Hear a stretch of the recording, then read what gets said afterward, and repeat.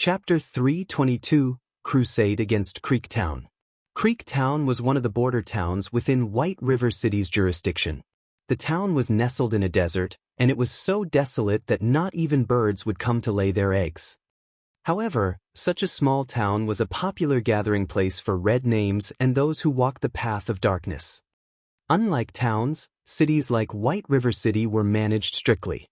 Hence, red names who had often killed other players for equipment during the initial stages of the game could only find a desolate place like Creek Town to receive quests and level up.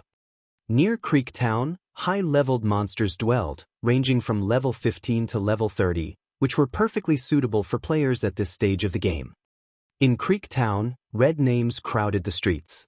Most of these players were above level 15, while only a few were below level 15. The Blood Hand Association, a dark force, managed the town.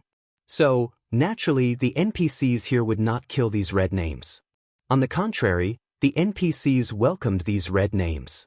Red names could also receive better quests depending on their crime value, and through completing these quests, they could raise their reputation among the dark forces they served. Guild Leader, there are over 1,000 players in this town. In addition to the NPCs guarding this place, I don't think we can conquer it successfully. After spending a long time scouting, Aqua Rose had obtained a general grasp on Creek Town's overall combat power. Setting aside the fact that there were over 1,000 red names in this town, there were more than 500 NPCs guarding the town, the lowest of which was level 50. Among them, there was no lack of elite guards. There was even a few level 70 Tier 1 guard captains. If they charged in, the actual number of enemy NPCs might increase further. With only 100 players and 49 guards, they stood no chance at all. Also, if a town were attacked, the NPCs within would not wait for players to close in on them before retaliating. Instead, all of the guards in the town would gather and fight back. Moreover, there was a huge difference between NPCs and monsters. The reason being, unlike monsters, NPCs knew how to coordinate with each other, making them far more difficult to deal with. Furthermore, these red names would definitely try to take advantage of their battle with the NPCs, inconveniencing them at the very least. Moreover, these red names were not easy opponents. The fact that these players that could survive as a red name until now and possessed such a high level indicated that they had strong fighting techniques. Naturally, the equipment they used would be of high quality as well.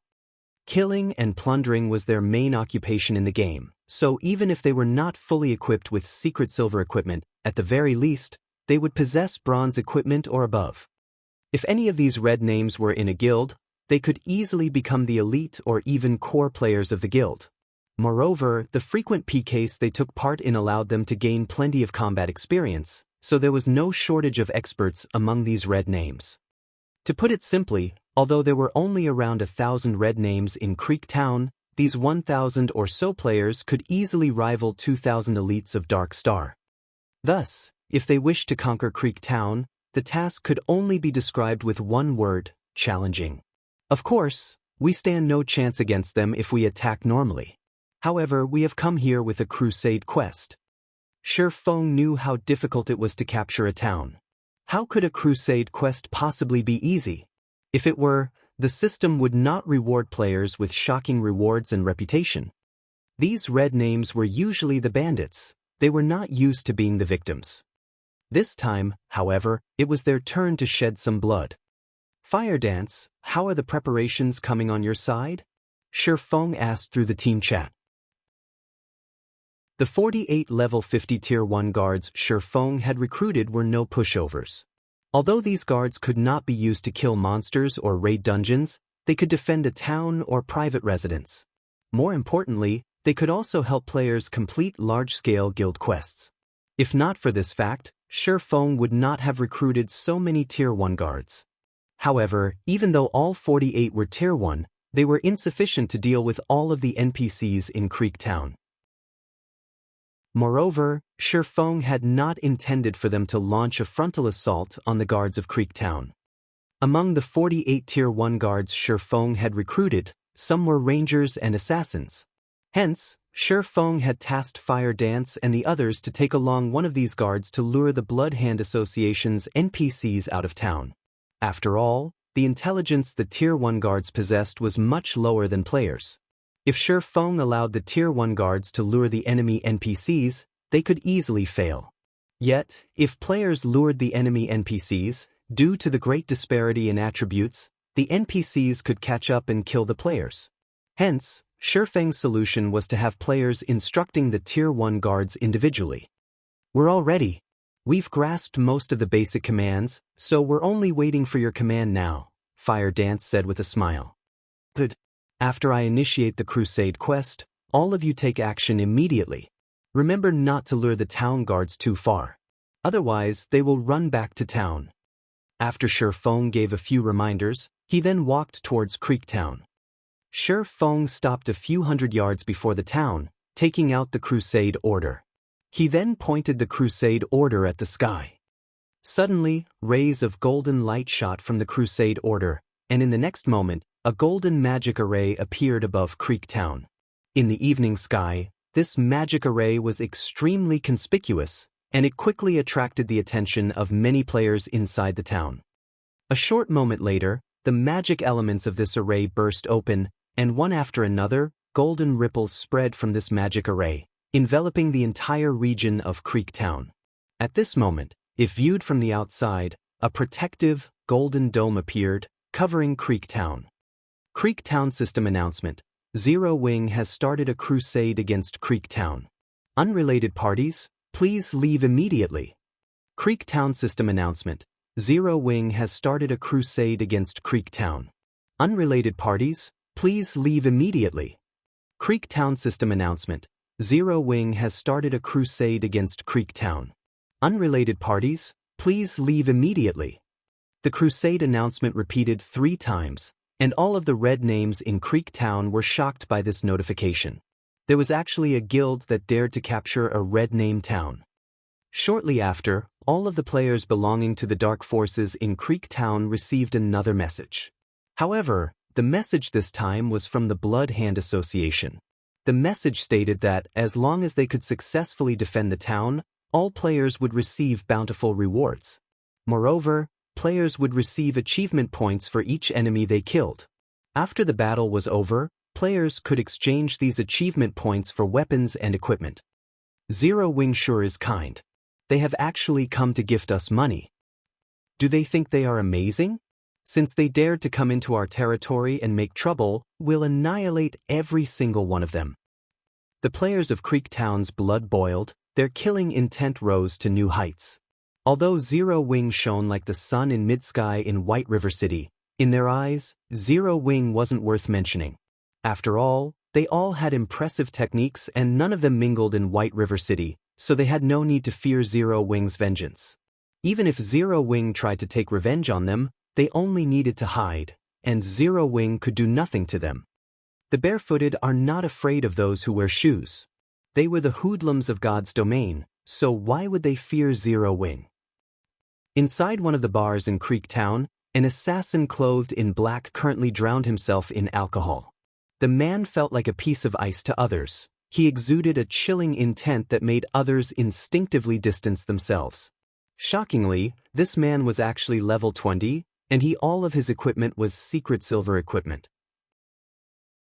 In White River City, this man would definitely be considered a first-rate expert. This black-clothed assassin was stunned when he received the system announcement, the beer bottle in his hand falling to the ground.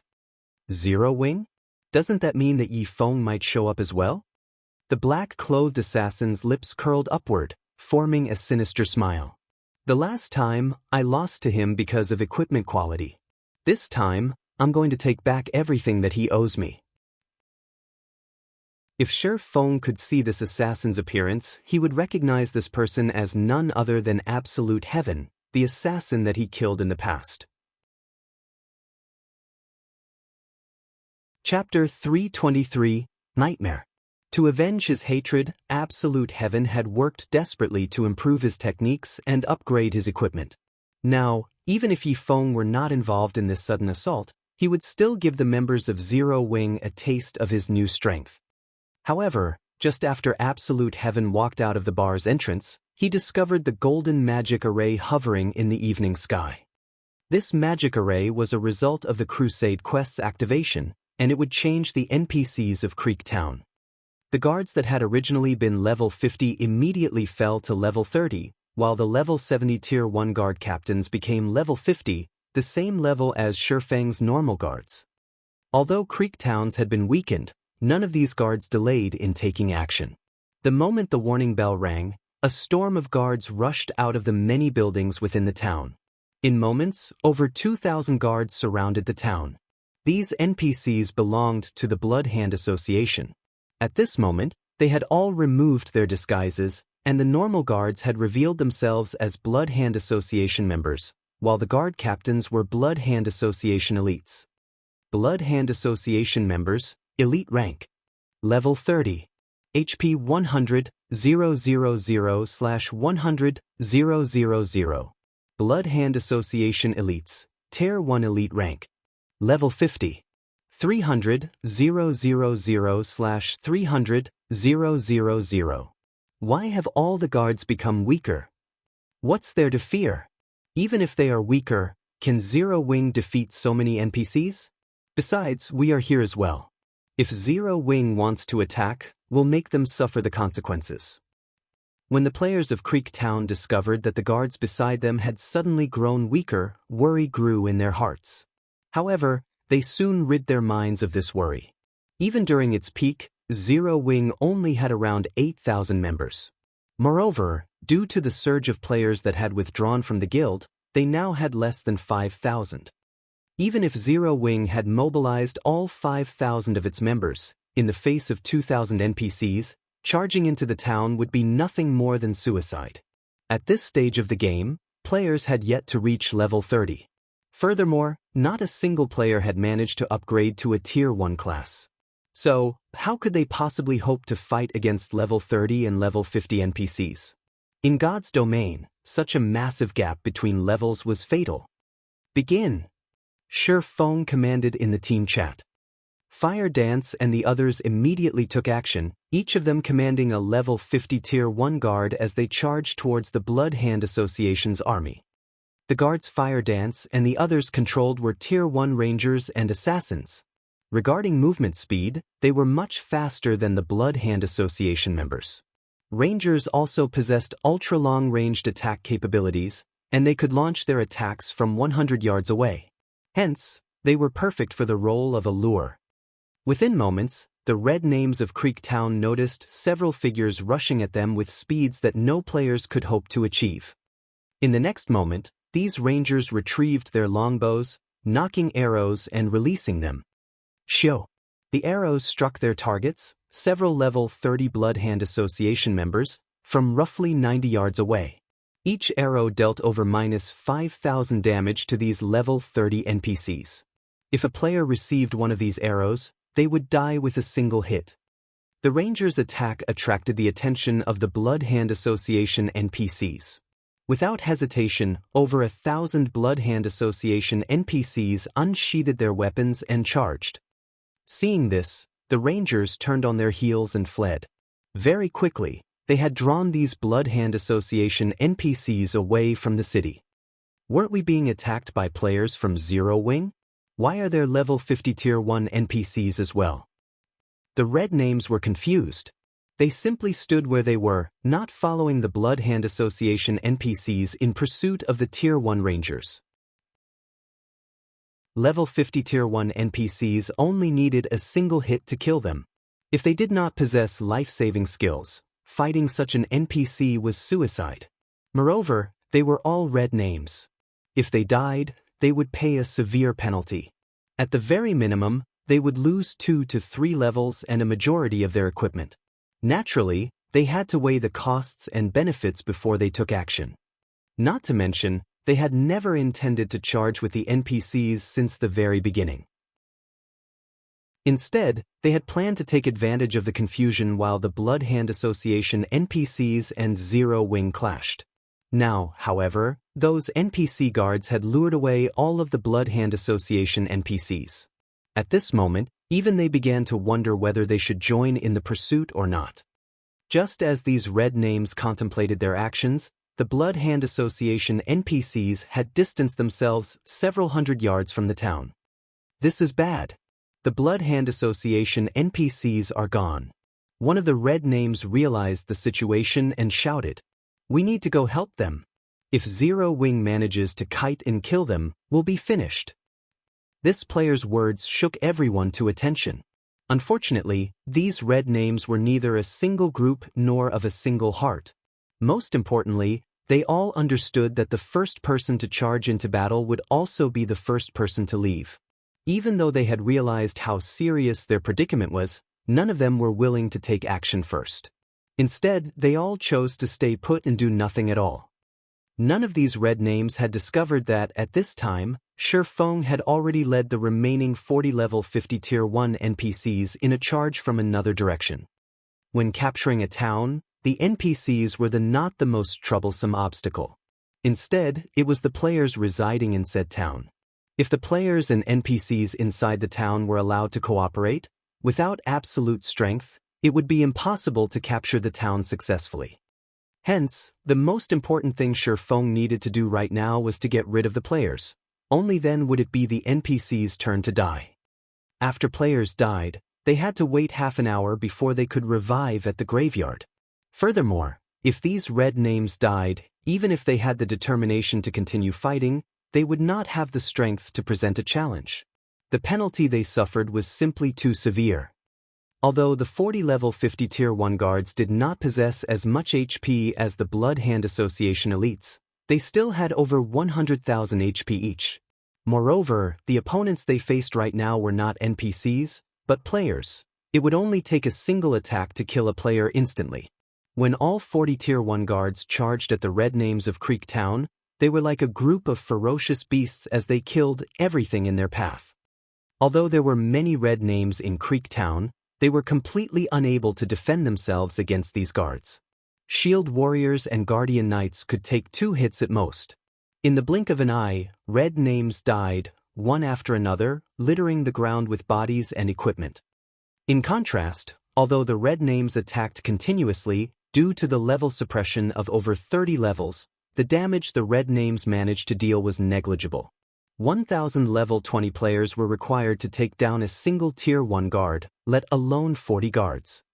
With the 40 guards sharing the damage from the enemy players, their battle recovery alone made up for the HP they lost. Not to mention, among the 40 guards, there were also clerics and other healer classes. A casual heal from one of these NPCs could replenish over 10,000 HP. Within tens of seconds, over 200 red names of Creek Town died, while all 40 guards that Shi Feng led still had full HP. The disparity in strength caused the red names to despair. These NPC guards are too strong. We need to retreat and meet up with the Blood Hand Association NPCs. You bastards from Zero Wing are shameless. You actually brought level 50 tier 1 NPCs to capture a town. If you have the strength to face us, don't use those NPC guards and fight us fairly. The red names cursed Shi Feng at the others as they fought the NPCs. Shi Feng could only chuckle at their words. Immediately, he instructed the NPC mages to cast their AoE spells. Suddenly, rain of fire descended from the sky. In the next moment, thunderbolts struck down at the red names. When cast by the Tier 1 mages, the Tier 1 AoE spells could display their true might. The red names of Creek Town died in batches. After several AoE spells landed, the battlefield fell quiet. Of all the red names that had resided in Creek Town, only 400 or so remained, while everyone else was dead. This scene not only shocked the players of the town, but Aqua Rose and the others were also stunned. A single wave of AoE spells became a nightmare for the red players of Creek Town. Run! Nobody knew who shouted, but every surviving red name agreed wholeheartedly as they fled in all directions. Let's start the slaughter. A majority of these red names wear mysterious iron equipment. Killing one of them will profit us more than killing a small boss. Such an opportunity will be rare in the future, Shi Feng laughed. Following which, with Aqua Rose in the lead, both players and NPCs chased and killed the fleeing red names. When Feng was the last remaining on the high slope, he suddenly opened his mouth and said, "Now that no one is around, you can come out, right?" Shortly after the battle began, Feng faintly sensed someone spying on them from nearby. Moreover, the gaze that he felt contained a cold, killing intent. However, it was only a feeling, so Feng had not paid too much attention to it. After his team left, however, this feeling became much clearer. He then activated the Golden Stigmata skill, Omniscient Eyes. The skill allowed him to perceive everything within 100 yards, and all stealth effects were useless in the face of this skill. And as expected, Feng discovered an assassin slowly creeping up on him from behind. However, even after Feng spoke, the assassin continued to hide. "Do you think I am playing a trick on you?" Feng unsheathed the abyssal blade and immediately sent a thundering flash behind him. 3 green arcs of lightning streaked across the air. In the next moment, a black figure suddenly appeared and swiftly dodged the attack. It was none other than the assassin that Feng had killed before, Absolute Heaven. At this moment, shock filled Absolute Heaven's chilling gaze. Someone was actually capable of discovering his presence from such a long distance away. This was the first time he had encountered such a situation. Chapter 324, Times Have Changed. So it's him. After not seeing him for some time, his techniques and equipment have improved quite a lot. No wonder he could get so close to me before my senses picked up on him. Absolute Heaven had left a deep impression on Feng. During the time Feng had searched for the ice blue devil flame, this expert assassin had very nearly killed him.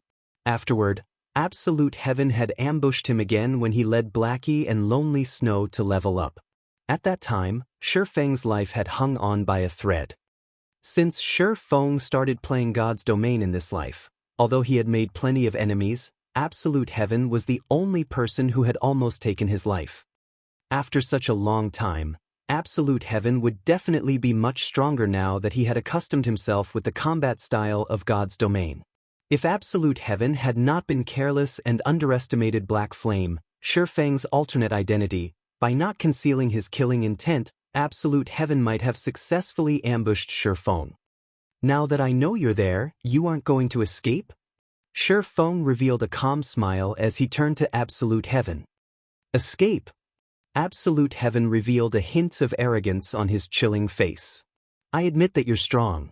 It is as expected of the guild leader of Zero Wing, Black Flame. According to my estimation, your strength should be on par with Yifeng. Last time, Yifeng only managed to kill me because of my own impatience. It was my mistake to use all of my skills on Yifeng so early in the fight. Otherwise, with his strength, he could not even dream of killing me. Now, although I have revealed myself, do you really think that you can kill me while I still possess all of my skills?" "Indeed, it is as you say. Unless all of your skills are on cooldown, it will not be easy to kill a top-tier assassin like yourself." Feng acknowledged Absolute Heaven's power. However, times had changed. Although Absolute Heaven had improved, Feng had also raised his strength. "Since you're so confident, why don't we make a bet?" "A bet? Do you think that you can fool me? Originally, I intended to kill you today to show Yifeng that I, Absolute Heaven, have returned. Since I can't kill you, you can tell Yifeng this. When I, Absolute Heaven, wish to kill someone, that person will definitely die." Absolute Heaven laughed coldly. He then turned around to leave. "If you want me to pass your message on, sure. However, the condition is that you need to escape." Feng activated the 7 Luminaries ring, using the aura of time skill, Absolute Time. He instantly charged at Absolute Heaven. Absolute Time prevents enemies within a range of 50 by 50 yards from using any skills or tools for 20 seconds. With this skill activated, all of Absolute Heaven's skills were in a similar state as a forced cooldown. Meanwhile, an assassin that could not use skills was like a tiger without claws or fangs. "You think I can't escape?" Absolute Heaven smiled confidently in reply to Feng's taunt. He then tried to use blind on his opponent. If he could do so, he could escape from this place easily. However, Absolute Heaven immediately discovered that he could not use any of his skills. Suddenly, he started to panic. Nobody understood better than Absolute Heaven just how fragile an assassin was without his skills. However, Absolute Heaven was no ordinary player. He immediately calmed himself, turning around to flee. Absolute Heaven quickly concluded that such a powerful skill had to have a limited duration. It was impossible for the effect to last indefinitely. As long as he could drag the fight out until the duration of this effect was over, he could fly freely like a bird. At this moment, however, Shifeng had already appeared at Absolute Heaven's back after using silent steps, not giving Absolute Heaven an opportunity to run. If he had not personally experienced Black Flame's might, he would never have imagined that Black Flame's strength was actually on par with a boss monster. At this moment, Absolute Heaven finally realized why a great expert like Mingsha had been forced into a constant retreat and could retaliate against Black Flame. Shifeng brandished his sword over 10 times repeatedly. Each slash was as abrupt as a thunderbolt and as heavy as a mountain. Faced with this brutal assault, Absolute Heaven had no other choice but to block as many attacks as he could. However, although Absolute Heaven could reduce the damage he received by blocking with his dagger, his HP still decreased, frustrating him greatly. Absolute Heaven inwardly cursed Shifeng for being a despicable and shameless bastard. Shifeng actually used force to suppress him. Shifeng had not used any techniques and simply relied on brute force to brandish his sword. Shifeng's way of battle, which traded a life for a life, prevented Absolute Heaven from displaying any of his techniques. If Absolute Heaven could use his skills, he could easily escape his current predicament. Unfortunately, none of his skills would work. Despite being a powerhouse, Absolute Heaven felt powerless. Just as Shifeng was about to send Absolute Heaven to his death with a bombardment of attacks, Absolute Heaven suddenly felt that this situation was extremely familiar. It was just like when he had ambushed Yifeng.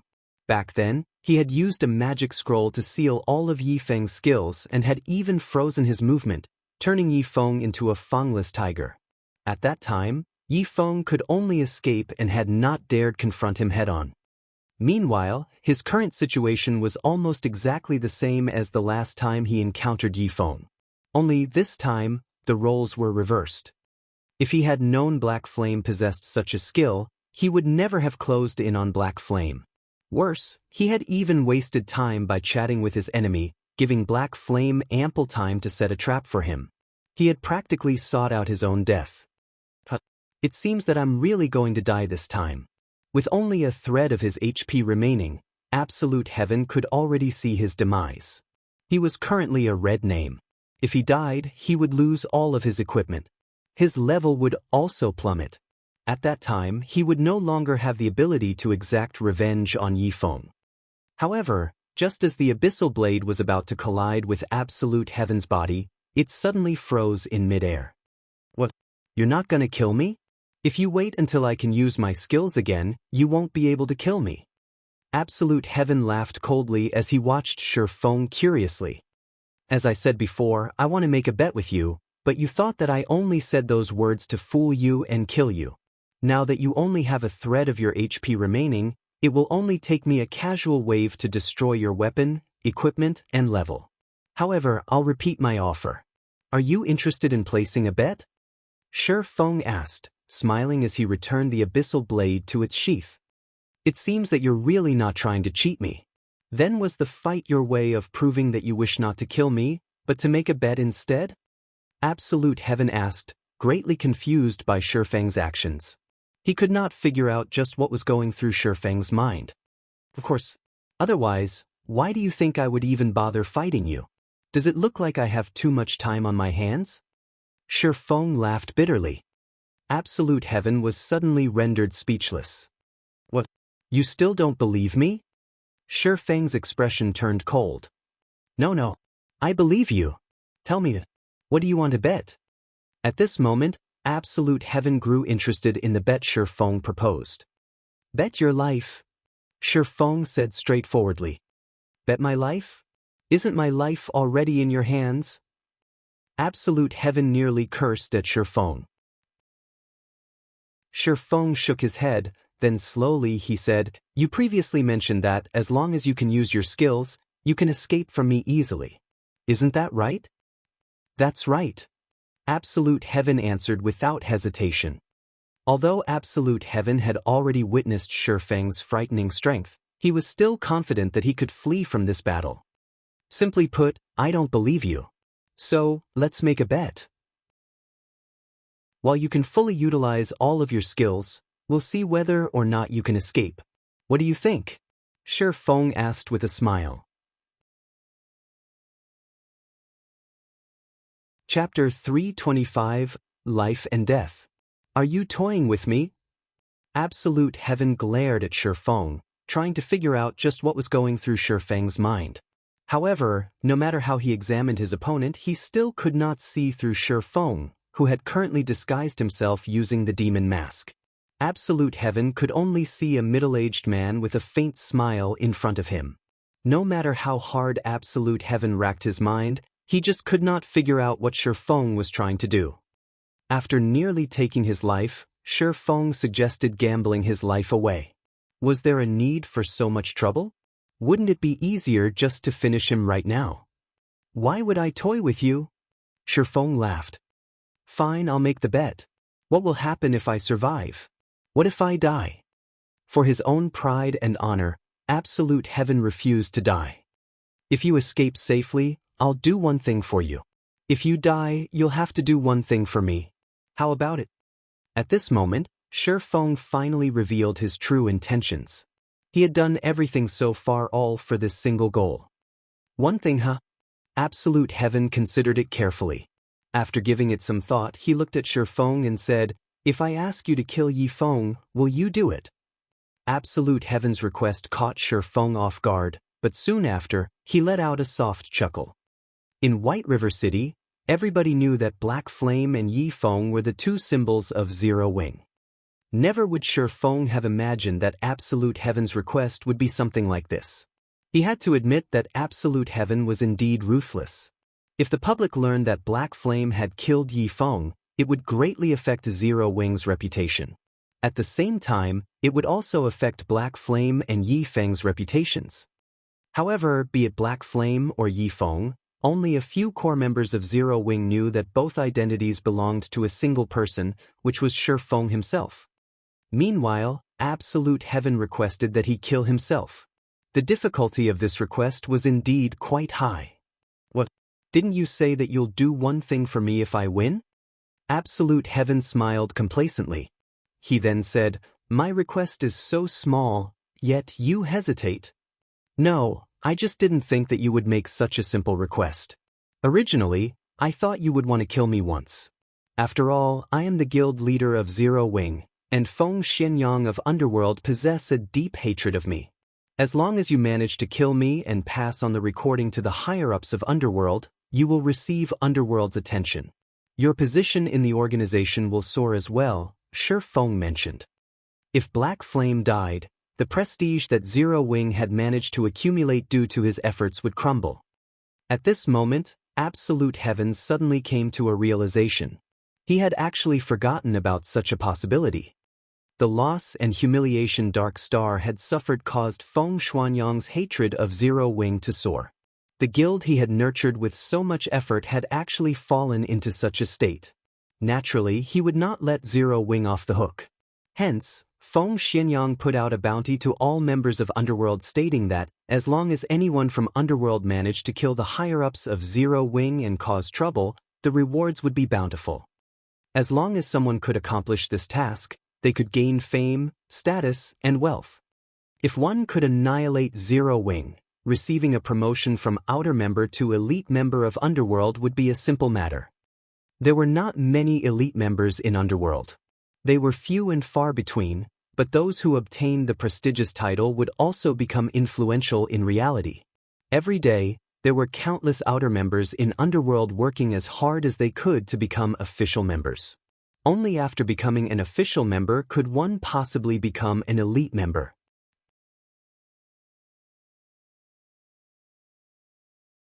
The water flew toward Shifeng, intending to wrap around him. Shifeng revealed a calm smile, not faltering at the slightest as he continued charging at absolute heaven. The moment the blue jets of water came into contact with Shifeng, they lost all effectiveness and disappeared. It didn't work? A stunned expression appeared on Absolute Heaven's face. That was one of the precious Tier 1 magic scrolls that he possessed. The magic scroll could even entrap a boss monster for a short moment. Yet, it was actually ineffective against Shifeng. Absolute Heaven did not know that before the battle had begun, Shifeng had already activated the aura of space of the 7 luminaries crystal. The aura of space granted Shifeng immunity to all control effects. Based on the strength of a Tier 1 magic scroll, it was still too weak to break through the effect of the 7 luminaries ring. Damn, it seems that I have no choice but to use this thing. Absolute Heaven unwillingly took out a shabby-looking magic scroll from his bag. This was an item that he had obtained by coincidence from an underground ruin. Although the magic scroll looked shabby, the magic power it gave off was frightening. Even an NPC appraiser could not identify what tier the magic scroll was. However, that appraiser estimated that the magic scroll should be Tier 2 or higher. Originally, Absolute Heaven had not intended to use the scroll. After all, he only had one. However, if he did not use it now with his opponent's frightening speed, Shifeng would definitely catch up to him in no time. If that happened, he would be in big trouble. Chapter 326: Recklessly Wasting Resources. While Shifeng and Absolute Heaven were occupied with their bet, a bloody storm swept through Creek Town. Originally, over 1,000 red names had resided in Creek Town. However, after being slaughtered by the 40 NPC guards and Zero Wing's 100-man team, less than 200 red names remained. No longer did these red names possess the arrogance they had before. Instead, they all ran and scattered in all directions. Before the start of Zero Wing's crusade, these red names had always been the ones killing and plundering the equipment of other players. Not only could they earn a fortune by doing so, but they could also enjoy watching the frightened and unwilling expressions of the players they killed. Those times were simply blissful, and their continued success only encouraged them to travel further down the path of being a red name. Now, however, these red names had finally learned what it felt like to be on the other side of the blade and what it felt like to be a powerless weakling. Although many among these red names were experts and elite players, in the end, their techniques were simply insufficient to make up for the huge difference in strength between both sides. After all, no matter how fierce an ant was, it would never be a match against a mighty lion. Since Zero Wing doesn't plan to let us live, we should fight to the bitter end. A Cursemancer appealed to the other red names when he realized that they could no longer escape. Some of the red names considered the Cursemancer's suggestion rational, and many of them decided to cooperate with each other to retaliate against Zero Wing. However, just as they turned around, one of the Tier 1 Elementalist guards launched a flame explosion, instantly killing the Cursemancer who had attempted to rally his allies. Following closely, one Tier 1 Berserker guard used Flame Charge and arrived before 4 red names. The Berserker then used Whirlwind Slash, killing all 4 in a single attack. After the players died, a pile of equipment littered the ground around the 4 players' lifeless bodies. Seeing this, the red names who had originally thought of staying behind immediately changed their minds.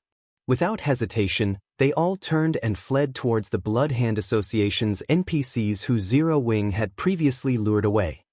Although they had the option of retreating from the town, deserts surrounded Creek Town. They would simply become easy targets without any cover. Only by reuniting with the Blood Hand Association's NPCs would they have a chance for survival.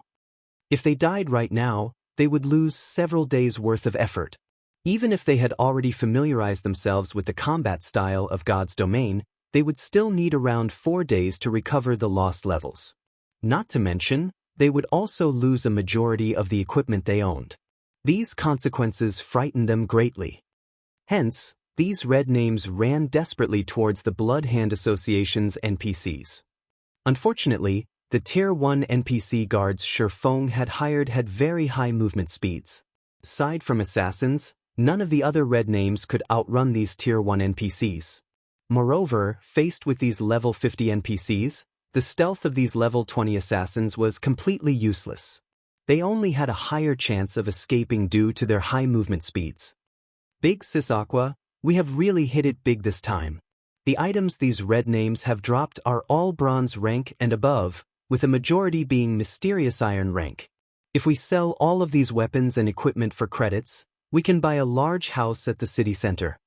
Snow Goose exclaimed as she picked up the items dropped by the red names alongside the NPC guards.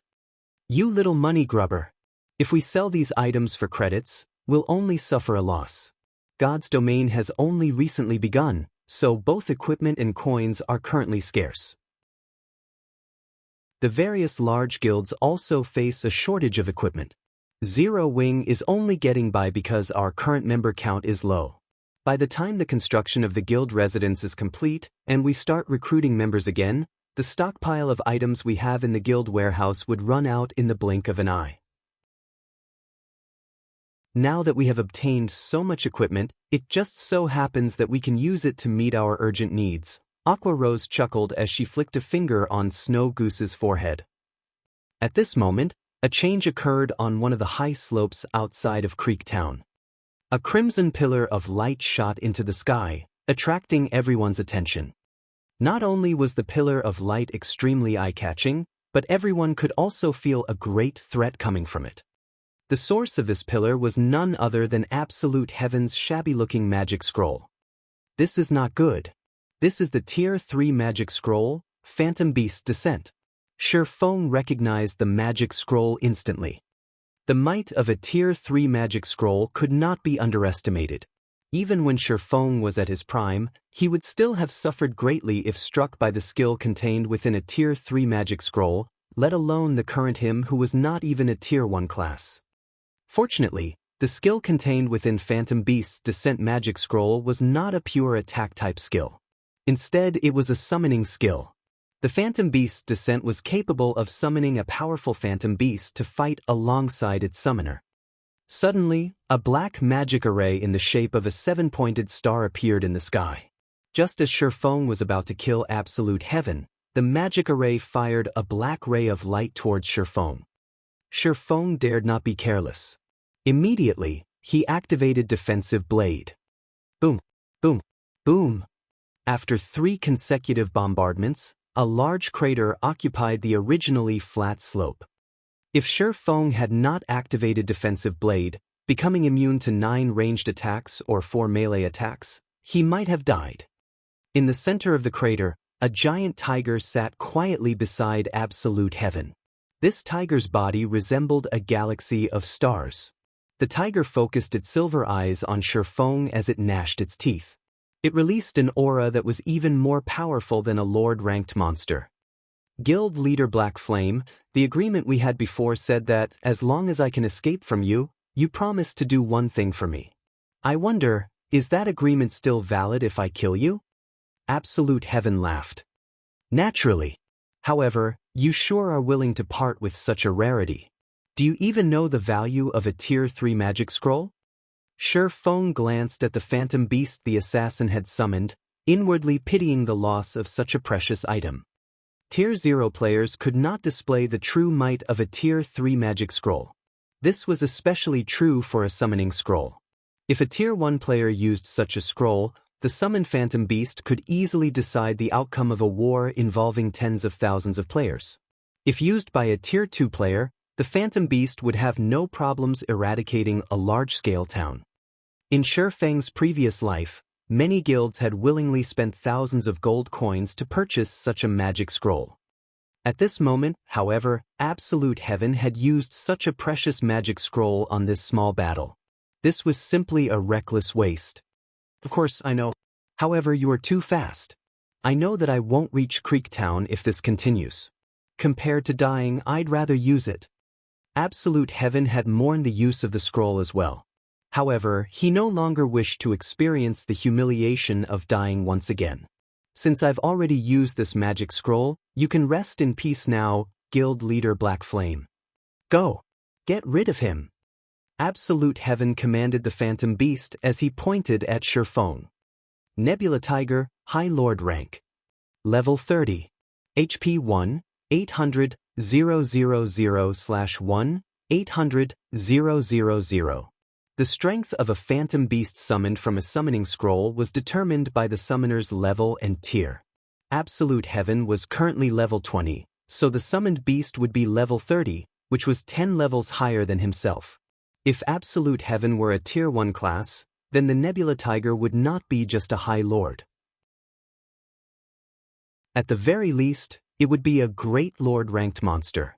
A Great Lord ranked monster could only be described using the word horrifying. Hundreds of players of the same level would be no more than ants in front of a Great Lord. When such a monster was under the control of a player, it would become even more frightening and powerful. This was also why Tier 3 summoning scrolls were so precious. A controllable Great Lord ranked monster could easily decide the outcome of a war involving tens of thousands of players. Chapter 327, Moment of Brilliance. AOO. The Nebula Tiger roared angrily, releasing shockwaves with the sound. The Nebula Tiger's roar echoed throughout Creek Town, causing everyone who heard it to shudder. This was the might of a High Lord ranked Phantom Beast. A single roar could send tremors through a person's heart. However, the main reason the Nebula Tiger released this roar was not to shock its enemies. Instead, it was meant for its master. In the next moment, a layer of crimson mist surrounded Absolute Heaven's body. This was the effect of Life Ward, a special skill gained by summon monsters. When this skill activated, it would form a protective shield around the summoner, increasing the summoner's defense. When all was said and done, a summon monster was still a summon monster. If the summoner of the monster died, the monster would also disappear. Hence, all summon monsters would possess skills capable of protecting their masters. When Absolute Heaven saw the effects of Life Ward, his lips immediately curled into a smile. When used, Life Ward created a protective shield capable of absorbing 20,000 damage. Even if an enemy managed to close the distance and engage him in melee combat, they would need to expend a significant amount of effort to exhaust the Life Ward. Furthermore, Absolute Heaven possessed high combat power as well. His opponent might die before he could overcome the Life Ward. Absolute Heaven had originally worried that Shurfeng could simply deal with him directly. However, with the Life Ward protecting him, his only fear vanished. Black Flame, your time of death has come. Absolute Heaven started commanding the Nebula Tiger to attack Shurfeng. The greatest difference between a summon monster and a normal monster was the player's control. While under a player's control, monsters that had originally possessed powerful attributes would become even more formidable. Not to mention, as a High Lord ranked monster, the Nebula Tiger possessed quite a number of skills. It would only take an instant for the Nebula Tiger to kill a player. The Nebula Tiger, which was over 3 meters in height, lightly tapped its feet on the ground, crossing the distance of over 10 yards between Shurfeng and itself in an instant. So fast! Shurfeng was surprised. The Nebula Tiger swiped its claws at Shurfeng. Although Shurfeng wanted to dodge the attack, his reaction was a step behind, and the attack landed on its target. However, the Nebula Tiger's attack did not manage to deal any damage due to defensive blade. Seeing that its first attack had failed, the Nebula Tiger immediately brandished its claws at Shurfeng again. After swiping its claws at Shurfeng several times, the defensive blade's effect quickly broke. Just as the Nebula Tiger's fatal swipe was about to reach Shurfeng, Shurfeng barely managed to activate parry to defend himself. A level 30 High Lord ranked monster was simply too powerful. Shurfeng did not even possess a Tier 1 class yet, so it was impossible for him to stop the attack. Like a cannonball, the tiger's attack launched Shurfeng backward. As expected of a great expert like Guild Leader Black Flame, you've even managed to block such an attack. Absolute Heaven could not help but applaud as he watched the exchange between Shurfeng and the Nebula Tiger. Absolute Heaven was not making fun of Shurfeng at all. Rather, he praised his enemy sincerely. Absolute Heaven himself was certain that, If he were the one receiving the Nebula Tiger's attacks right now, he would have no way of defending himself. Most likely, before he could even use block, the tiger would have killed him already. Yet Shifeng held it off. However, Shifeng also paid a heavy price when he blocked the attack. As Shifeng landed, he was both physically and mentally unstable. He could no longer dodge or defend against another one of the Nebula Tiger's attacks. The huge gap in attributes was not something that could be made up for by solely relying on battle techniques. Previously, Shifeng had used overwhelming destructive force to suppress absolute heaven. Now, Shifeng faced a similar crisis. It was already praiseworthy that he managed to survive for so long. Just as the Nebula Tiger pounced at Shifeng once more, a figure suddenly dashed over and stood before Shifeng, blocking the Nebula Tiger's attack and saving Shifeng's life. Absolute Heaven was greatly stunned by this scene. The figure's speed was simply too fast, and before he could catch a clear glimpse, the figure appeared in front of Shifeng. More importantly, this figure blocked a full-powered attack from the Nebula Tiger. It was simply unbelievable. At this moment, Shifeng looked at the tall figure standing proudly before him. Smiling, he muttered, "Just in time." The person that blocked the Nebula Tiger was none other than Kite, Shifeng's personal guard. Kite was a dark gold ranked personal guard. Moreover, he was even a Tier 1 swordsman who had reached level 30. Naturally, no player could compare to his strength. Originally, Shifeng had not planned to use Kite so soon. However, now that Absolute Heaven had summoned a High Lord ranked monster, he would meet his own death if he did not deploy Kite. So, it's just an NPC guard. And here I wondered who was so powerful to block the Nebula Tiger's attack. However, do you really believe a level 30 Tier 1 swordsman can defeat my High Lord ranked Nebula Tiger? Absolute Heaven asked disdainfully. Of course, since he used a summon monster, he would not criticize Shifeng's decision to use an NPC guard. Even so, he was still confident that his Nebula Tiger was stronger than Shifeng's personal guard. Although both were level 30, the Nebula Tiger was far more powerful than a Tier 1 NPC. In his eyes, Shifeng had done nothing more than delay the inevitable. I admit that Kite is not a match for the Nebula Tiger, but he can hold it back for some time. Now, let's find out which will happen first, your death or Kite's. Shifeng revealed a faint smile. He then charged towards Absolute Heaven. When all was said and done, Kite was still a Tier 1 NPC. Although he could not defeat the High Lord ranked Nebula Tiger, he would have no problems delaying the monster for some time. Otherwise, he would not deserve the rank of Dark Gold. Although the Nebula Tiger tried to chase after Shifeng, Kite once more stopped the monster in its path, annoying the beast greatly. In just a moment, Shifeng swiftly arrived before Absolute Heaven. Absolute Heaven knew that with Kite present, the Nebula Tiger could not do anything to Shifeng. Hence, he commanded, "Get rid of that guard first." Absolute Heaven still possessed the life ward that would absorb 20,000 damage. He did not believe that Shifeng could kill him so easily. Moreover, he did not intend to confront Shifeng directly. After giving his command, Absolute Heaven immediately turned and ran, not giving Shifeng any chance to attack.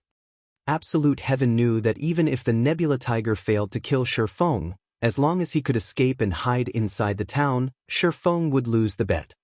After the Nebula Tiger switched its targets, Kite's HP started to decrease madly. After all, the Nebula Tiger was a High Lord ranked monster. Both its attack power and movement speed were terrifying, and even Kite would sometimes fail to block the beast's attack. Whenever he was struck, he would lose close to 3,000 HP. Meanwhile, Kite only had slightly more than 18,000 HP. However, Kite was not an ordinary guard. With a single cross slash, he managed to deal close to minus 10,000 damage. He then followed up with Frozen Slash, Windwalk, and other skills that either reduced the Nebula Tiger's movement speed or increased his own movement speed, making it harder for the Nebula Tiger to hit him.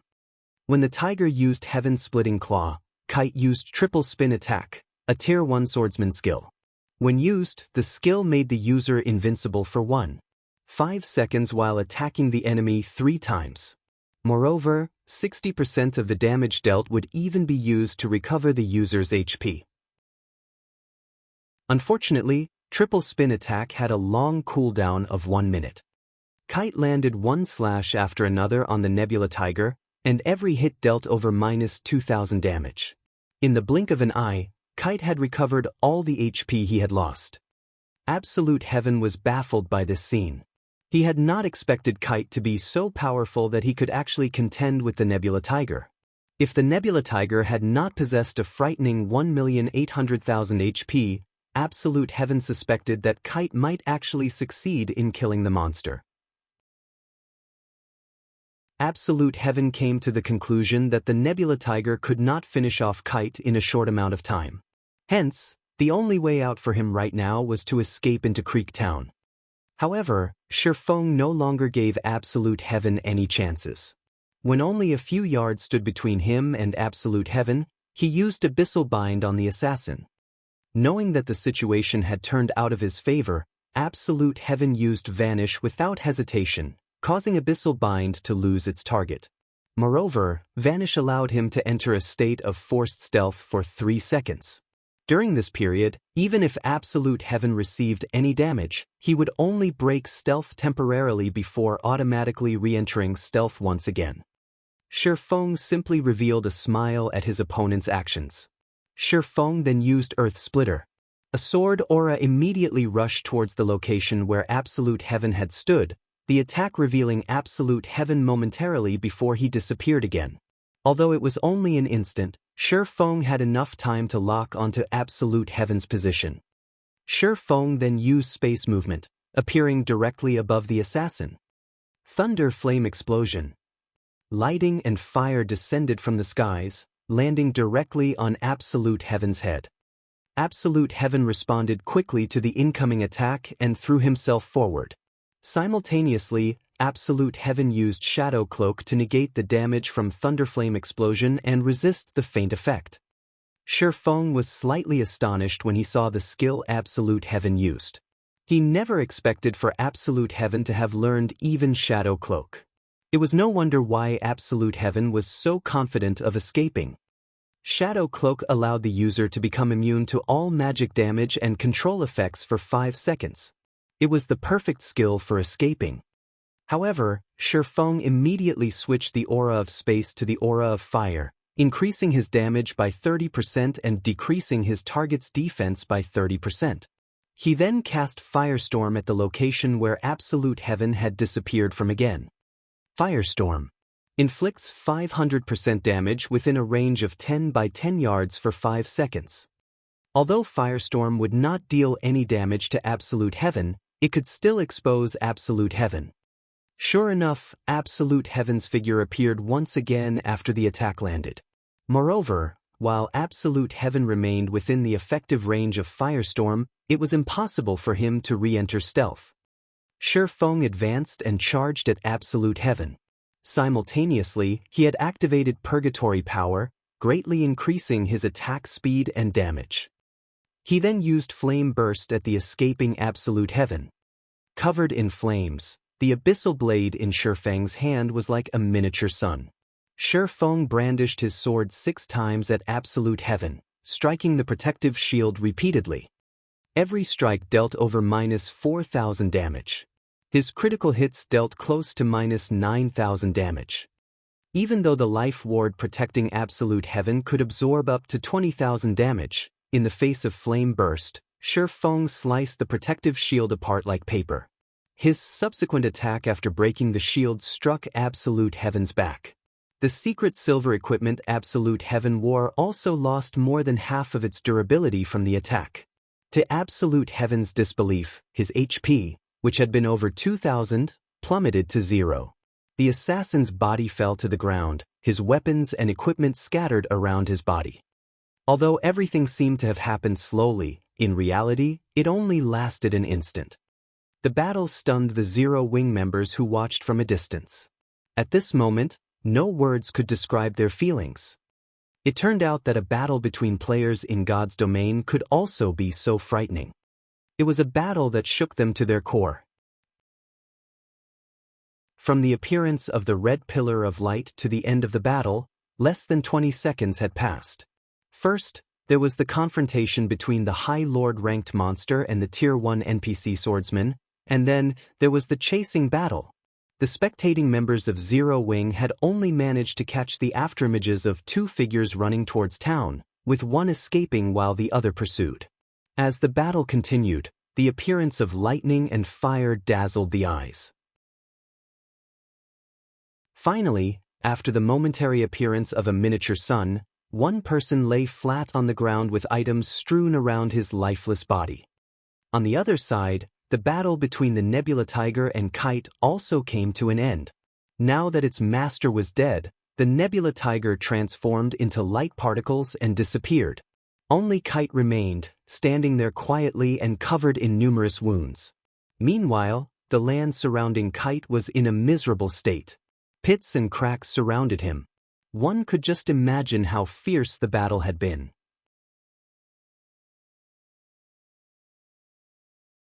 Chapter 328 Harvest After the Battle.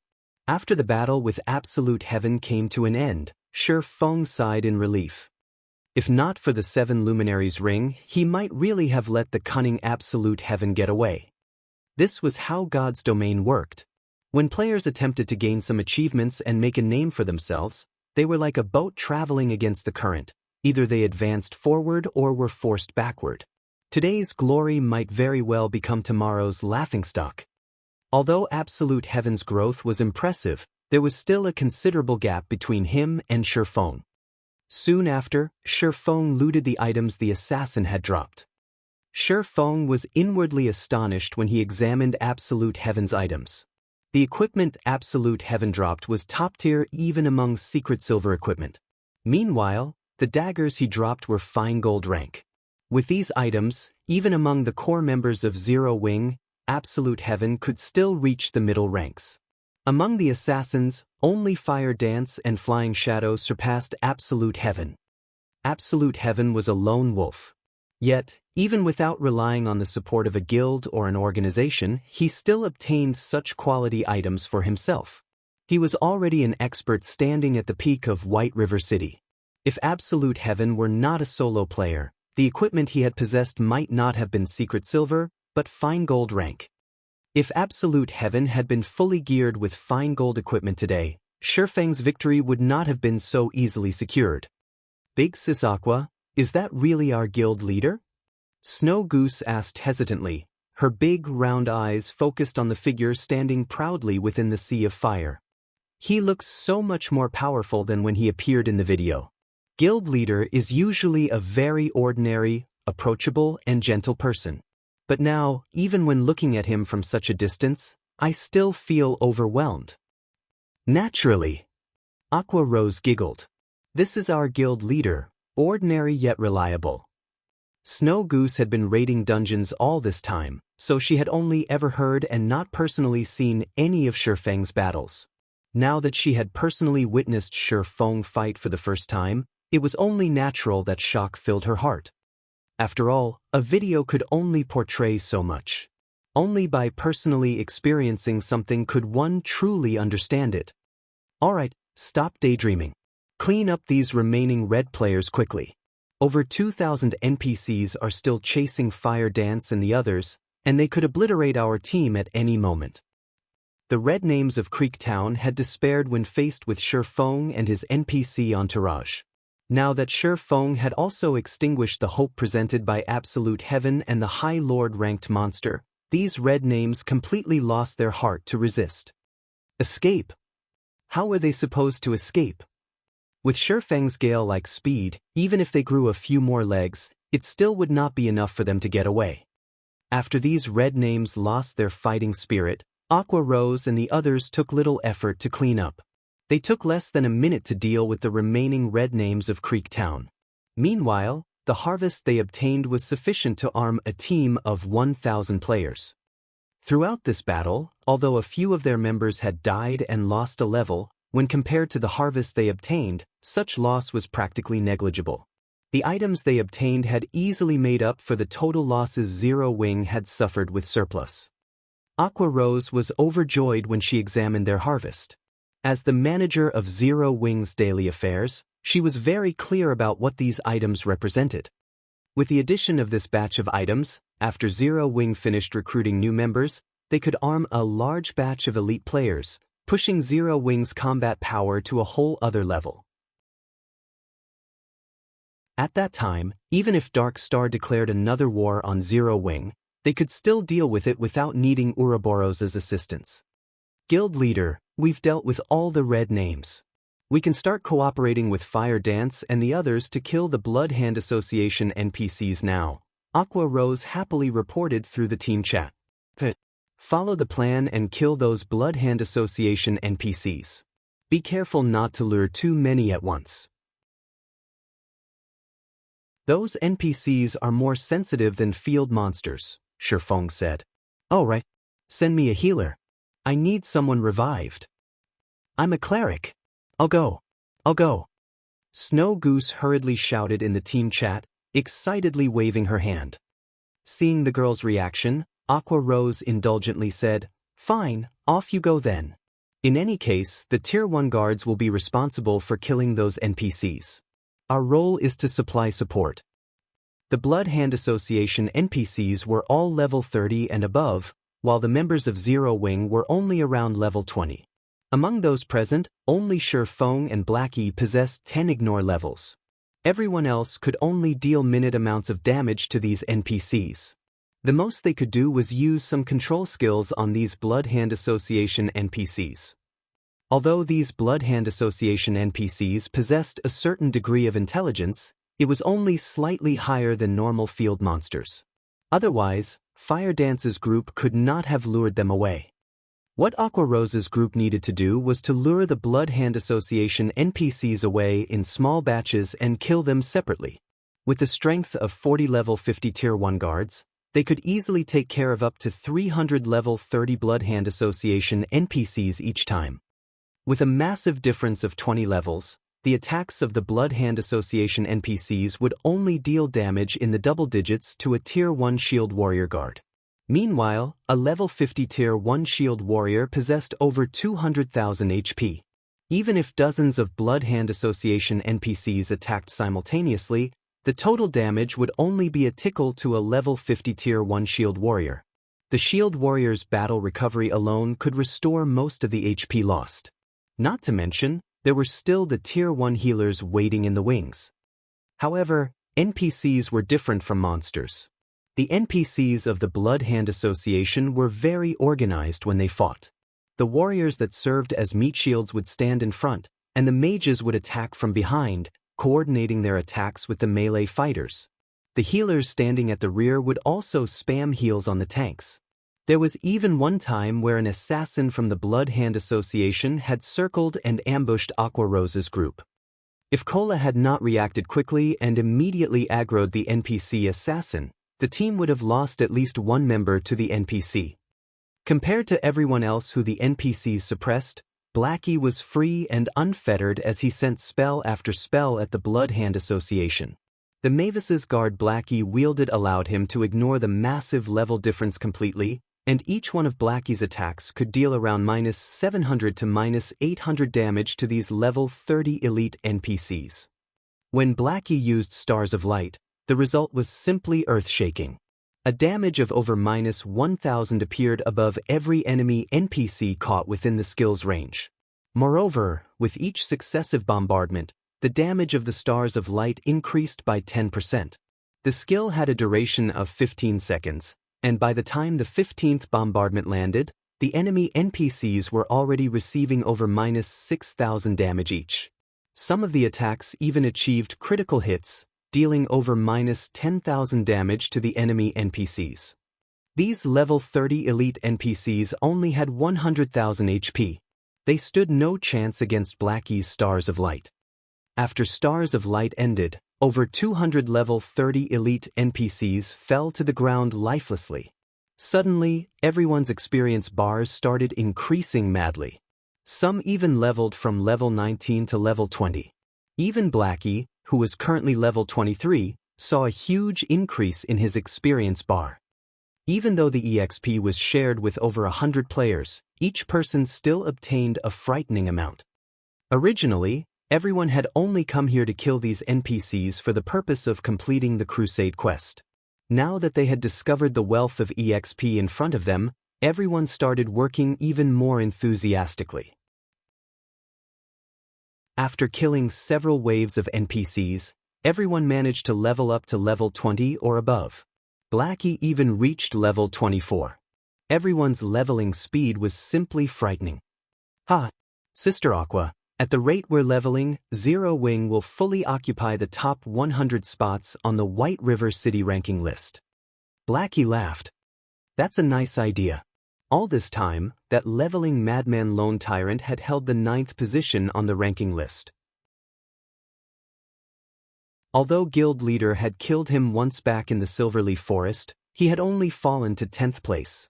Seeing that Dark Star is so adamant in challenging us, if we kick Lone Tyrant out of the top 100 of the ranking list, it would be a massive blow to both Lone Tyrant's and Dark Star's reputation.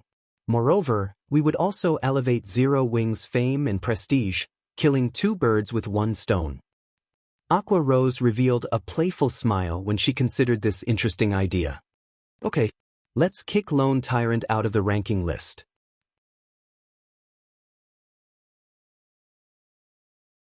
Chapter 329, You Don't Have a Choice. Shi Feng could not stop his smile when he heard Aqua Rose's words. In actuality, it would be a simple task for Shi Feng to let Zero Wing fully occupy the top 100 spots on the White River City ranking list. The only reason he had not done so yet was that he was afraid of attracting too much attention and the public's enmity. After all, Zero Wing was currently only a small guild. If a small guild like theirs overstepped their bounds, every guild in White River City would most likely team up and retaliate against them. However, Zero Wing was no longer a weak guild. Even if Zero Wing pulled such a huge stunt, it would only shock the other guilds. They would not feel insulted or humiliated. Hence, Shi Feng made no attempt to stop his guild members' actions. The ranking list was the only glory for Lone Tyrant. Even if he had to exceed the level 20 limit for the first clear of the 3 great dungeons, he still had to maintain his position within the top 10 of the ranking list. Lone Tyrant's obsession with the ranking list was apparent. Gentle Snow, on the other hand, was different. To secure the first clear of the 3 great dungeons, Gentle Snow had frozen her experience bar at 99. 99% of level 20. She paid absolutely no attention to the ranking list at all. After all, her title of Snow Goddess had originated not from her high level, but her strength instead. However, Lone Tyrant was not like Gentle Snow. He had relied solely on the ranking list to gain the fame he currently possessed. It was why he worked desperately hard to maintain his spot within the top 10 of the ranking list. Although Shi Feng had killed Lone Tyrant once already, robbing him of a level, he had managed to recover the lost EXP quickly. After all, he had large groups of players to help him level up. Currently, he had once again reached level 21, though he still required large amounts of EXP to reach level 22. While Aqua Rose and the others swiftly leveled from killing the NPCs of the Blood Hand Association, the cleric, Snow Goose resurrected Absolute Heaven. At this moment, Absolute Heaven was overcome with disappointment. Not only had he lost most of the items he had on him, but he had also fallen to level 16. He no longer possessed the high spirits he had before. I've won this bet of ours. Do you have anything to say? Shi Feng asked lightly as he looked at the crestfallen Absolute Heaven. Absolute Heaven glared at Shi Feng, clearly irritated, before turning his head away, tacitly agreeing to Shi Feng's words. Hee, it seems that someone is pouting after losing. What an unmanly person. Snow Goose softly muttered contemptuously after discerning the general situation. Absolute Heaven was suddenly livid upon hearing her comment. When all was said and done, he was still a top-tier assassin. Although he was not a well-known expert, he was still a man of his word.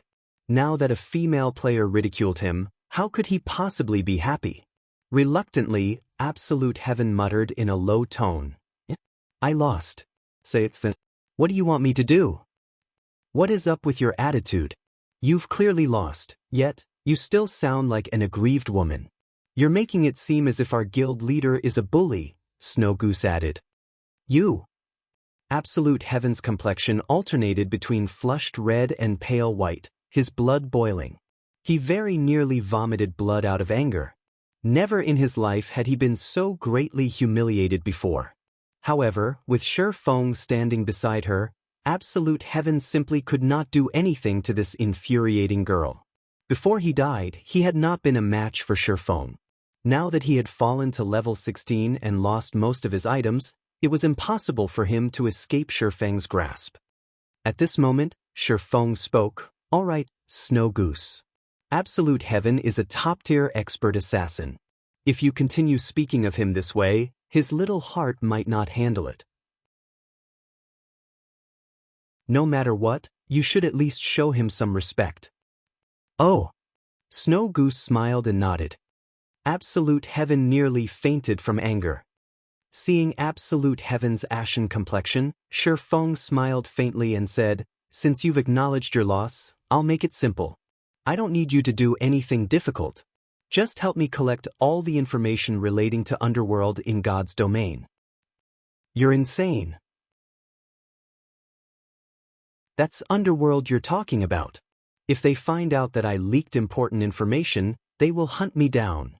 Absolute Heaven never thought that Shifeng would actually aim for such a thing. "Oh, I didn't think you would really have such information." The assassin's reaction surprised Shifeng. His demand had only been casual. After all, Absolute Heaven was only an outer member of Underworld. How could he possibly possess all the important information relating to the organization? Logically, only those belonging to Underworld's middle management or above should possess the information he was looking for. Absolute Heaven was momentarily stunned. Immediately after, he bellowed, "Black Flame, you deceived me." Absolute Heaven had always thought of joining Underworld's core upper management. Hence, he had collected plenty of information regarding Underworld so that he would have an easier time climbing the ranks of the organization. After becoming an outer member, he had met with Feng Xianyang through South Wolf's introduction. Feng Xianyang even gave him one of the reserved spots for becoming an Underworld guard after learning of his skill. With his new status as an Underworld guard reservist, Absolute Heaven managed to obtain even more information about Underworld in God's domain. Yet Shifeng had played him so easily. "Since you have the information, hand it over to me." Shifeng was extremely interested in discovering Underworld's situation in God's domain. After all, he had provoked Feng Xianyang. Who knew what Underworld would try in the future? Without knowing anything about his enemy, Shifeng could not take appropriate measures. However, if he possessed inside information about the organization, the situation would be greatly different. One who knows his own strength and that of the enemy is invincible in battle. If Shifeng had not possessed his advantage of being a reincarnated person, Dark Star, the guild controlled by Underworld, would have long since eliminated both him and his guild. Hence, Shifeng had to take preventive measures against Underworld. Only, Shifeng had not expected this boon to arrive so quickly. Originally, Shifeng had only intended to toy with Absolute Heaven for a little bit before changing his condition. His actual goal was to have Absolute Heaven report Underworld's movements within the White River City region. Now, however, things had become far simpler. He could obtain all information regarding Underworld in God's domain directly. "No. I absolutely will not agree to this. Underworld far surpasses your imagination. You have no idea what you are going up against. I urge you to change your request. This is not just about me. You too would be better off without knowing anything. Why create trouble for yourself?" Absolute Heaven said resolutely. "It turns out that even a top-tier expert will renege on his word. It seems that I have misjudged you," Shifeng sighed. "Guild leader, I could tell that he was a scoundrel that would break his promises with a single glance. What's the point of wasting your time arguing with him? Let's just do away with him. Kill him every time he revives. After we kill him to level 0, let's see how he can survive in Underworld," Snow Goose suggested, sporting a cheeky grin. "You." Snow Goose's suggestion left the assassin utterly speechless. Kill him every time he revived? Was this girl really a cleric? Could she be a demon disguised as a human instead? Snow Goose, how could you speak like that? As a girl, you should act gently and reserved. Kill him every time he revives? That's simply too cruel. What will you do if you terrify him? Shifeng could not help but reprimand the cheeky little girl. At most, we'll upload the video recording the previous fight and our dialogue to the forums. It will be fine as long as we reveal this to everyone. You're right, guild leader. Snow Goose applauded cheerfully. As long as the video of the battle went viral, not only would everyone know that Absolute Heaven was a man who broke his promises, but the hidden organization named Underworld would also be exposed to the public eye. Even if Absolute Heaven did not reveal any secrets, Underworld would hunt him down for what little he had already said. Black flame. Raging flames burned in Absolute Heaven's eyes as he looked at Shifeng. He only wished that he could murder the smiling demon before him right now.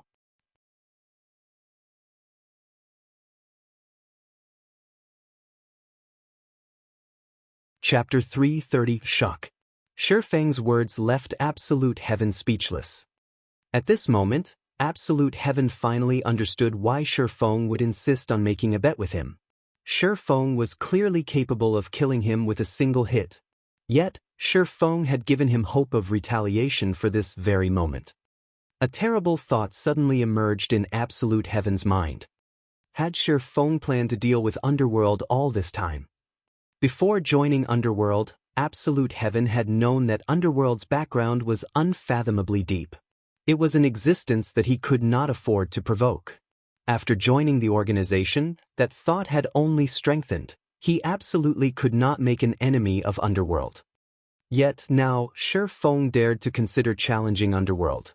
He simply did not know how to differentiate between life and death. It would have been fine if only Shifeng did not know how to differentiate between life and death. Yet Shifeng intended to drag him down as well. Moreover, the swordsman left him with no other options. Shifeng was eviler than a demon. When Absolute Heaven saw that Shifeng's finger was about to click the upload video button, he lowered his head and helplessly said, "Fine. However, I have a condition. No one can know that I gave you this information.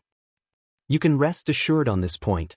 Since I have asked you to do such a thing for me, I will not make things difficult for you. I won't let anyone but myself look at the information relating to Underworld," Shifeng assured and nodded. Absolute Heaven's worries were unfounded. After all, Shifeng was also worried about the situation becoming public, which would, in turn, allow Underworld to take precautionary actions. "I'll send you the files tomorrow after I have compiled them," Absolute Heaven said before turning to leave. However, Shifeng was a step ahead and blocked his retreat. "What? Worried that I'll deceive you? You currently have information to use against me. What tricks could I possibly play on you?" Absolute Heaven laughed bitterly. "You're overthinking things. I'm just returning the items you dropped when you died. As for your levels, with your strength, you should recover quickly." Shifeng then took out the items he had looted from Absolute Heaven and returned them to their original owner. After some hesitation, Absolute Heaven finally decided to receive the items before leaving. "Guild leader, are we really going to start a war with that mysterious organization named Underworld?" Snow Goose asked.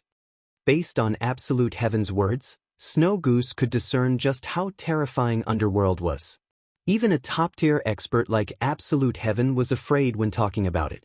Furthermore, a powerful guild like Dark Star was just a puppet of Underworld.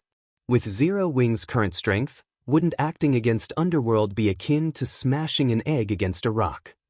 "What, afraid?" Shifeng chuckled. "Of course not.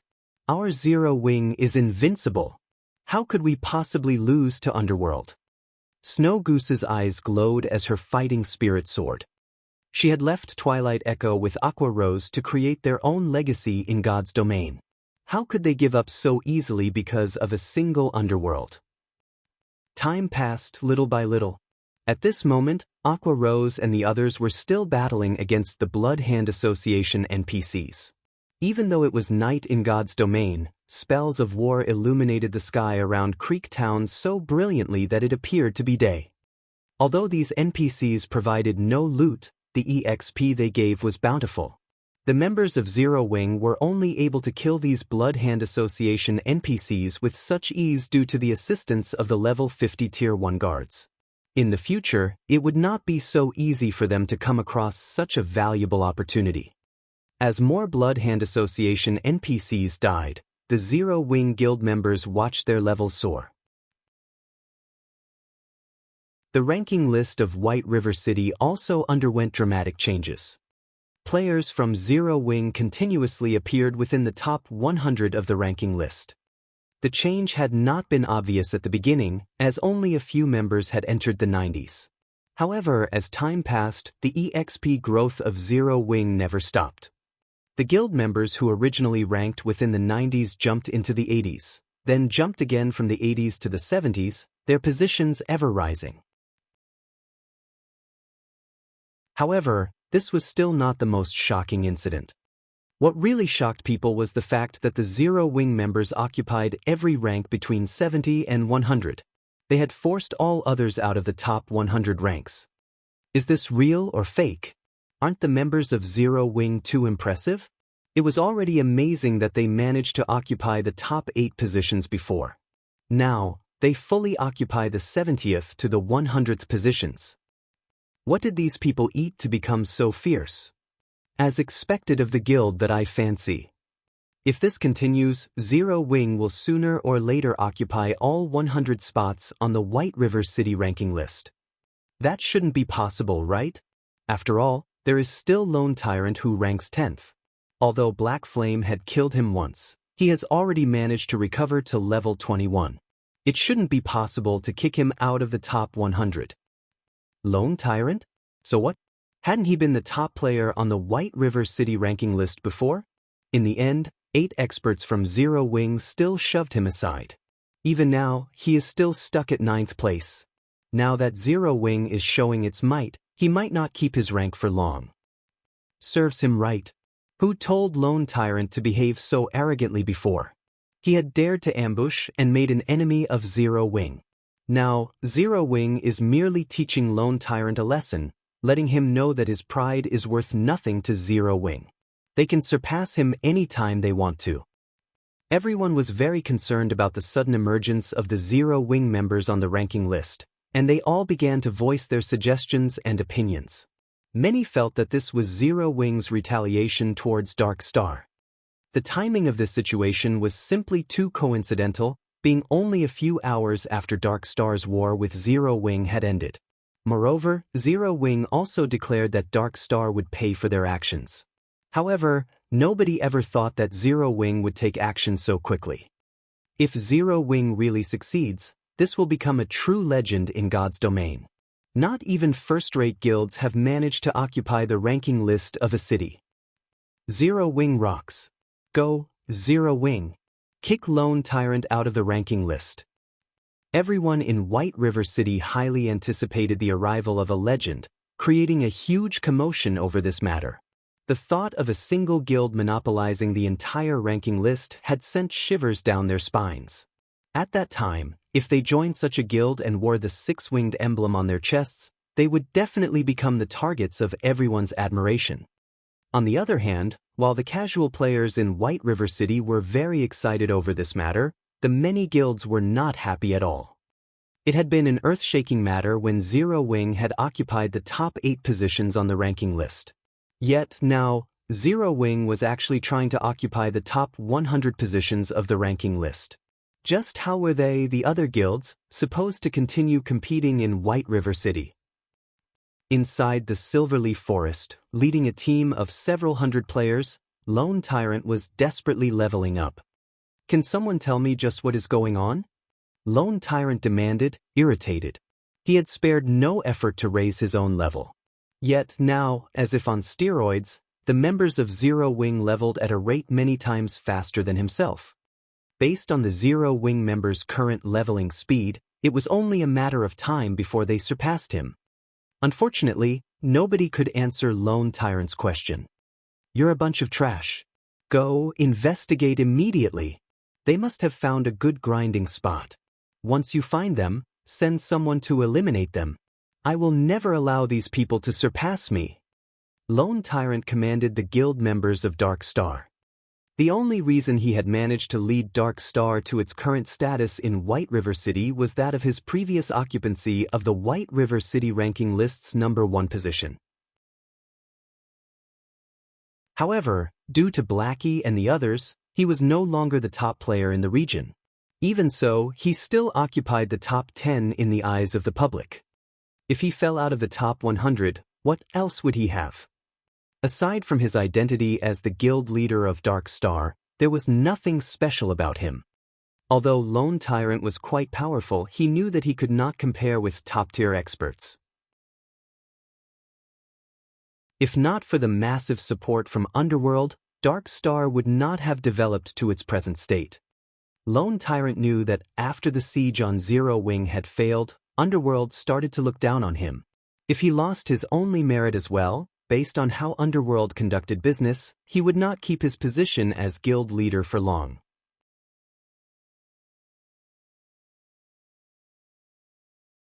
Chapter 331, Hidden Warehouse. Considering the events up to this point, Lone Tyrant grew worried. Hurry, lure more monsters. Those bastards from Zero Wing are dreaming if they think they can surpass me and kick me out of the ranking list. I won't give this position away. Lone Tyrant commanded once more, a bloody glow flashing in his eyes. Soon after, a group of rangers and assassins left to carry out his orders and lure more monsters. The mages of Dark Star also promptly increased their attack rate, using more AoE skills than before. As for Lone Tyrant, who was not in a team with his guild members, he began methodically kill-stealing the low HP monsters, taking the majority of the monsters' EXP for himself rather than sharing with his comrades. This leveling method was extremely extravagant. Even a party of experts continuously grinding monsters could not compare to Lone Tyrant's current leveling speed. Unfortunately, Lone Tyrant did not know that the monsters he and the members of Zero Wing grinded were on entirely different levels. Lone Tyrant only grinded level 20 common monsters at the moment, so he received no bonus EXP for killing them. On the other hand, Zero Wing's 100-man team was killing level 30 elite NPCs. Originally, these elite NPCs had provided an abundance of EXP. They also gained the bonus EXP rewarded for killing a monster that was 10 levels higher. After splitting the EXP for each NPC killed across 100 players evenly, everyone leveled up far faster than Lone Tyrant. Time flew by quickly. White River City was bustling at that night. As a Saturday, even though it was already daytime in the real world, many players had not logged out and were still having fun in God's domain. However, as it was dangerous to leave the city at night, many players had chosen to visit bars in the city. With nothing better to do, players had started focusing their attention to Zero Wing's ranks. Many also began guessing on whether or not Zero Wing would kick Lone Tyrant out of the ranking list. It had been over an hour since the commotion had begun. Now, instead of occupying up to just the 70th position, Zero Wing occupied up to the 40th position of the ranking list. Bystanders fell speechless when witnessing the leveling speed of this new guild. Originally, many players had simply guessed and joked around. None of them actually thought that Zero Wing could accomplish such a feat. Watching this momentum, however, Zero Wing might really intend to monopolize the top 100 spots on the ranking list. Everyone could not help but grow excited in anticipation. If Zero Wing truly managed to achieve such a feat, then they, as players who preferred to play solo, might have a few things to consider carefully. Should they or should they not join Zero Wing? Inside one of the bars in White River City, the members of the Holy Grail Knights were currently drinking in celebration. Today, they had managed to raid a level 15, 20-man hard mode dungeon, the Bloodfang Fort. They also obtained quite a load of equipment and materials from the raid. Brother Warwolf, that Zero Wing sure is godly, huh? First, they defeated world dominators. After that, they managed to kill Dark Star's Lone Tyrant. Now, they are even planning to kick Lone Tyrant out of the top 10 and monopolize the ranking list. Soon, they might even rule White River City. In reply, Warwolf, the leader of the Holy Grail Knights, shook his head and said, "It's still too early to say. Moreover, the other top 6 guilds aren't here just for show. They won't allow Zero Wing to develop freely. Although, it is true that I have underestimated Zero Wing before." Moments after Warwolf started speaking, a few cloaked players walked into the bar. The equipment these players wore immediately attracted the attention of the others inside the bar. These newcomers were fully geared with secret silver equipment. Moreover, none of them possessed a guild emblem on their chests, signifying that they were all independent players. Meanwhile, the leader of this group was a beautiful female summoner. If Shifeng were here right now, he would definitely notice that this female summoner was none other than Yulan of Underworld. "Big brother Warwolf, long time no see." Yulan walked up to Warwolf and greeted him with a bright smile. "It's been a long time indeed." The pure and sweet little girl from the past has grown into a beautiful tigress. Time really is amazing. Warwolf sighed ruefully as he looked at the noble and graceful girl in front of him. "Big brother Warwolf, you jest. Everything I have today is all thanks to you." Yulan smiled faintly. Looking around, she said, "We haven't seen each other for so many years now, and I really wish to have a nice conversation with you. There are too many bystanders here. Why don't we find a room upstairs to catch up? Indeed, it has been many years since we last met. We should really have a nice chat." Warwolf immediately spent 5 silvers to rent a guest room on the 2nd floor. He then walked towards the stairs leading to the bar's 2nd floor. Yulan promptly followed after Warwolf. The other cloaked players that had entered the bar with Yulan also moved to guard the staircase, preventing anyone from going upstairs. At this moment, the entire bar was silent. The other members of the Holy Grail Knights, as well as the other guests in the bar, were still stunned by what they just saw. Their minds were unable to process what had just happened. The leader of an independent team actually knew such a noble and elegant beauty. Moreover, they even rented a private room to have a conversation. The other players' minds went wild with fantasy. A short distance away from Creek Town, Aqua Rose and the other members of Zero Wing still grinded the Blood Hand Association's NPCs relentlessly, their experience bars continuously rising. There were over 2,000 NPCs in Creek Town, and it would not be an easy task to kill every one of them. Although Blackie's Stars of Light skill was very effective against the enemy NPCs, the skill had a long cooldown. As for everyone else, the damage they dealt to the enemy NPCs was practically negligible. In the end, the main source of damage was the level 50 Tier 1 guards. However, there were healers among the Blood Hand Association NPCs, as well as some powerful level 50 Blood Hand Association elites. It was not possible to eliminate all of them within a short time. Seeing that the situation had mostly stabilized, Shifeng said in the team chat, "Cola and Violet, you two come with me. We're going to make a trip to the Blood Hand Association's stronghold. Everyone else, remain here and continue grinding." "Guild leader, you're too biased. I helped you revive that bastard from before. Why are you taking Violet but not me?" Snow Goose pouted. "We'll be going to the Blood Hand Association's stronghold, and nothing good is waiting for us there. Why would you even want to go?" Shifeng laughed bitterly. Shifeng had his own reasons for not bringing anyone else along. How could a Crusade quest possibly be so easy? Previously, Fire Dance and the others had merely lured away the NPCs guarding the town. There were still plenty of enemy NPCs waiting for them inside the Blood Hand Association's stronghold. Right now, they were merely going to scout ahead. "Is it very dangerous?" Snow Goose asked, tilting her head slightly. "Of course," Shifeng said seriously with a nod. "Forget it. I can't compare to Violet in terms of survivability, and it would be a pity if I lost my fine gold-ranked staff," Snow Goose said after giving it some thought. Soon after, Shifeng led Cola and Violet Cloud to the Blood Hand Association's stronghold in Creek Town. As the Blood Hand Association's stronghold, the security around the construct was usually very strict. However, now that all of the NPCs had been drawn away, Shifeng's group managed to enter the stronghold without any trouble. The inside of the tower was a resplendent sight. Such a luxurious building in a barren place like Creek Town was unimaginable. Careful. This is the Blood Hand Association's stronghold. There are definitely a lot of traps here, Shi Feng reminded his team. In the past, world dominators had suffered heavy losses to conquer Creek Town.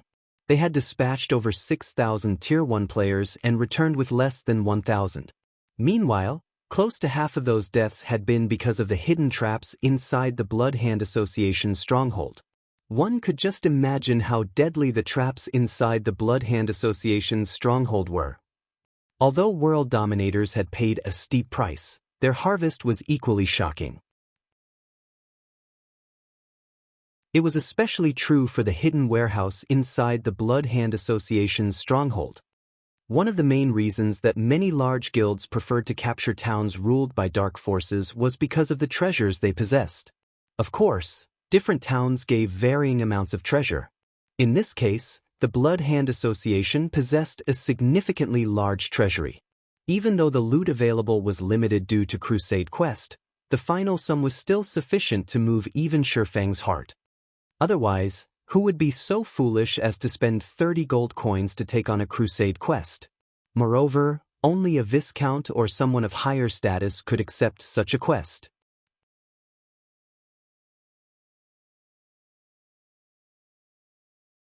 Chapter 332, Encountering a Magic Weapon Once Again. Inside of the Blood Hand Association's stronghold, it was like a maze. There were also many level 30 Blood Hand Association knights patrolling the construct. These NPCs wore red leather armor and wielded spears. They also had 200,000 HP. Moreover, these NPCs always moved in groups of 10, and their coordination made them extremely difficult to deal with. If Shi Feng and the others recklessly charged into a group of these NPCs, even with a Tier 1 swordsman like Kite protecting them, the result would be the same. These knights would eliminate them in an instant. In fact, even if Shi Feng's group were strong enough to fight these Blood Hand Association knights, they would still meet their deaths if they chose to confront these NPCs. This was due to the many hidden traps and mechanisms throughout the stronghold. In the past, world dominators had paid a steep price because of these traps. Naturally, Shi Feng would not behave as recklessly as world dominators had in the past. Hence, he would always detour and bypass any knights they met, avoiding a confrontation with the NPCs at all costs. In any case, the paths in this stronghold all connected in one way or another. As long as one was careful, it was possible to find the Blood Hand Association's hidden warehouse without engaging in combat. Finally, after a long time, Shi Feng's group arrived before a pair of tightly sealed, stone doors. 2 words were etched into the wall next to the doors: Control Room. This was where all of the traps within the Blood Hand Association's stronghold were controlled. As long as they disabled these traps, they would have nothing to worry about as they traveled through the construct. Just after Kola forced open the heavy stone doors, the group immediately discovered an old, one-eyed man dressed in black robes inside the control room. The old man held a redwood staff as he manipulated a magic array. Inca Richter, Tier 1 Elementalist. Level 30. HP 1, 000, 000/1, 000, 000. Thank God it is as I speculated. He's only level 30 and not a level 50 Tier 2 mage. Shi Feng could not help but sigh in relief when he saw Inca Richter's information. If not for the Crusade quest, the old man before them would be near impossible to deal with. Although Inca Richter would only be level 50, as a Tier 2 mage, he could kill a level 50 Tier 1 player as easily as squishing a bug. Guild Leader, it's a level 30 Tier 1 Elementalist. I'm afraid that he might be somewhat difficult to deal with.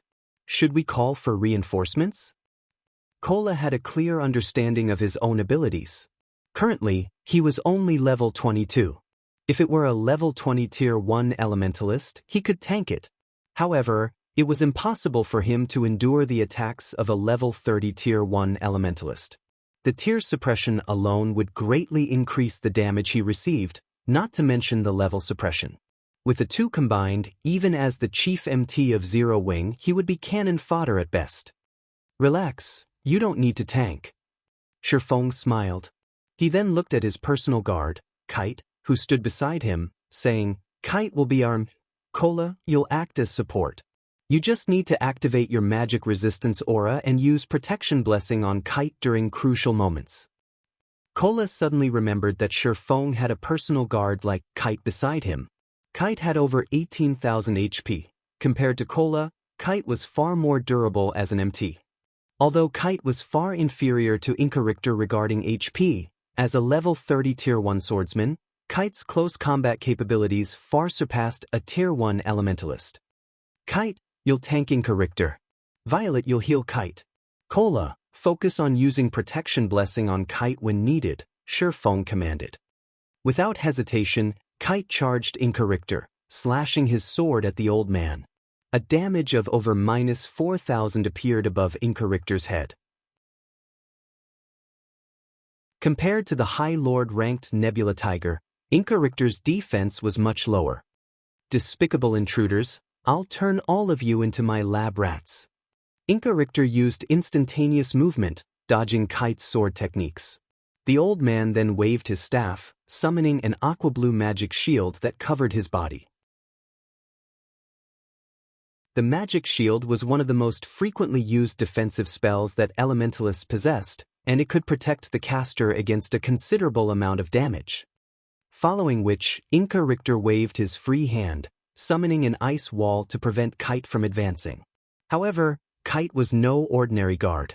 Immediately, Kite activated Wind Blade and jumped. Kite effortlessly leaped across the ice wall in his path and arrived before Inca-Richter. He then brandished his sword at the elementalist multiple times in quick succession. After taking a few hits from Kite's sword, the magic shield surrounding Inca-Richter's body shattered into particles of light, leaving the caster's feeble body vulnerable to Kite's attacks. Fortunately for the old man, the magic shield had earned him enough time to cast Frozen Circle. White, bone-chilling mist spread out from Inca-Richter and assaulted Kite. In response to the spell, Kite abruptly jumped into the air and dodged the Frozen Circle. Inca-Richter cursed when he saw the swordsman avoid another spell with such a simple action. In a fit of rage, Inca-Richter pointed a finger at Kite, sending multiple fireballs flying at the swordsman who was still suspended in midair. As the fireballs approached him, Kite calmly twisted his body and brandished his sword so fast that only bright afterimages were visible. He sliced the incoming fireballs in half, one after another. The speed of Kite and Inca-Richter's exchange was stunning, and any ordinary player would have difficulty following the fight. Standing at a distance, both Cola and Violet Cloud were dumbfounded by the scene before them. This was the first time they had witnessed a fight between NPCs. Never would they have expected that a fight between NPCs could actually be more exciting than a fight between experts. The longer they watched, the more felt ashamed of themselves. Inwardly, they also began to estimate how they would fare if they fought Inca-Richter if they were the same level and tier. However, as they continued watching the exchange between Kite and Inca-Richter, they soon reached a shocking conclusion. They were not even opponents for Inca-Richter. The reason they came to such a conclusion, however, was not because of the great disparity between their HPs. Instead, it was because of the difference in combat techniques. This conclusion left them both speechless. What are you two daydreaming about?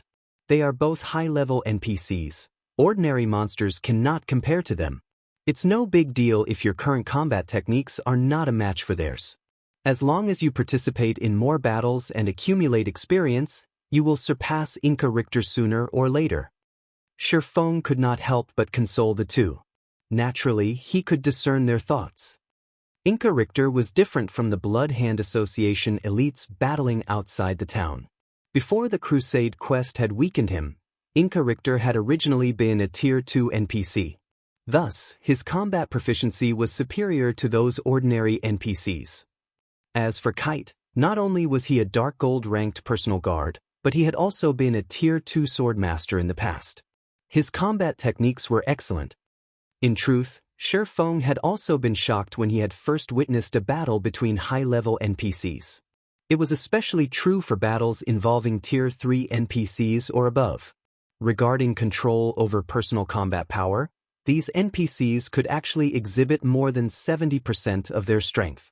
According to the evaluation criteria of God's domain, those capable of exhibiting more than 70% of their personal combat power were considered first-rate experts. These NPCs were far superior to the current top-tier experts. Moreover, even an NPC like Inca Richter was only capable of exhibiting 60% of his personal combat power. Hence, it was natural for Cola and Violet Cloud to be inferior to NPCs like Kite and Inca Richter. Following which, Violet Cloud began healing the Tier 1 swordsman while Shi Feng supported Kite from the sides. From time to time, Shi Feng would use control skills such as Thunderflame Explosion and Abyssal Bind to restrain Inca Richter. Shi Feng also used the 7 Luminaries Ring, swapping between Aura of Time and Aura of Fire. While Aura of Time was activated, Shi Feng would cast Absolute Time. While Aura of Fire was activated, Shi Feng would use Firestorm. Whenever Inca Richter was about to cast a powerful spell, Shi Feng would deftly activate Absolute Time, interrupting Inca Richter's spell and forcing the old man to defend against Kite's sword techniques using his staff. A mage that could not cast spells was like a tiger that without its fangs and claws. In such circumstances, Inca Richter could only endure Shi Feng and everyone else's attacks helplessly. Very quickly, Inca Richter's 1 million HP fell rapidly. 90%, 70%, 30%. After more than 10 minutes, Inca Richter's body finally dropped to the floor, transforming into an abundance of EXP. Shi Feng reached level 24 with the sudden influx of EXP. Following which, Shi Feng turned off all of the traps within the Blood Hand Association's stronghold.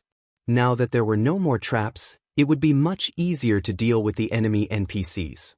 Suddenly, Cola excitedly ran toward Shi Feng's side and asked, "Guild leader, I found a key beside this old man's body. What do you think this is?" "A key?" Shi Feng was slightly puzzled. Logically, none of the Blood Hand Association NPCs should drop any items. Shi Feng received the purple gold key from Cola and examined it. There were complex runes carved onto the body of this key. To Shi Feng's surprise, he could not obtain any information about the key. Everything displayed as unknown. What a strange key. In Shi Feng's memory, there were no records mentioning this key. However, since Inca Richter had dropped it, it should be extraordinary. It seems that we will have to look for an appraiser after we return to White River City. When considering unknown items, Shi Feng suddenly remembered the additional skill of his golden stigmata, Omniscient Eyes. The Omniscient Eyes could obtain all information on any items. This skill was far more amazing than the appraising eyes of appraisers. Let's have a look then. Shi Feng activated Omniscient Eyes and took a look at the key in his hand once more. This time, the information displayed was no longer unknown. All secrets about the key unveiled before Shi Feng's eyes. It's actually a magic weapon. Shock filled Shi Feng's heart as he investigated the purple gold key in his hand.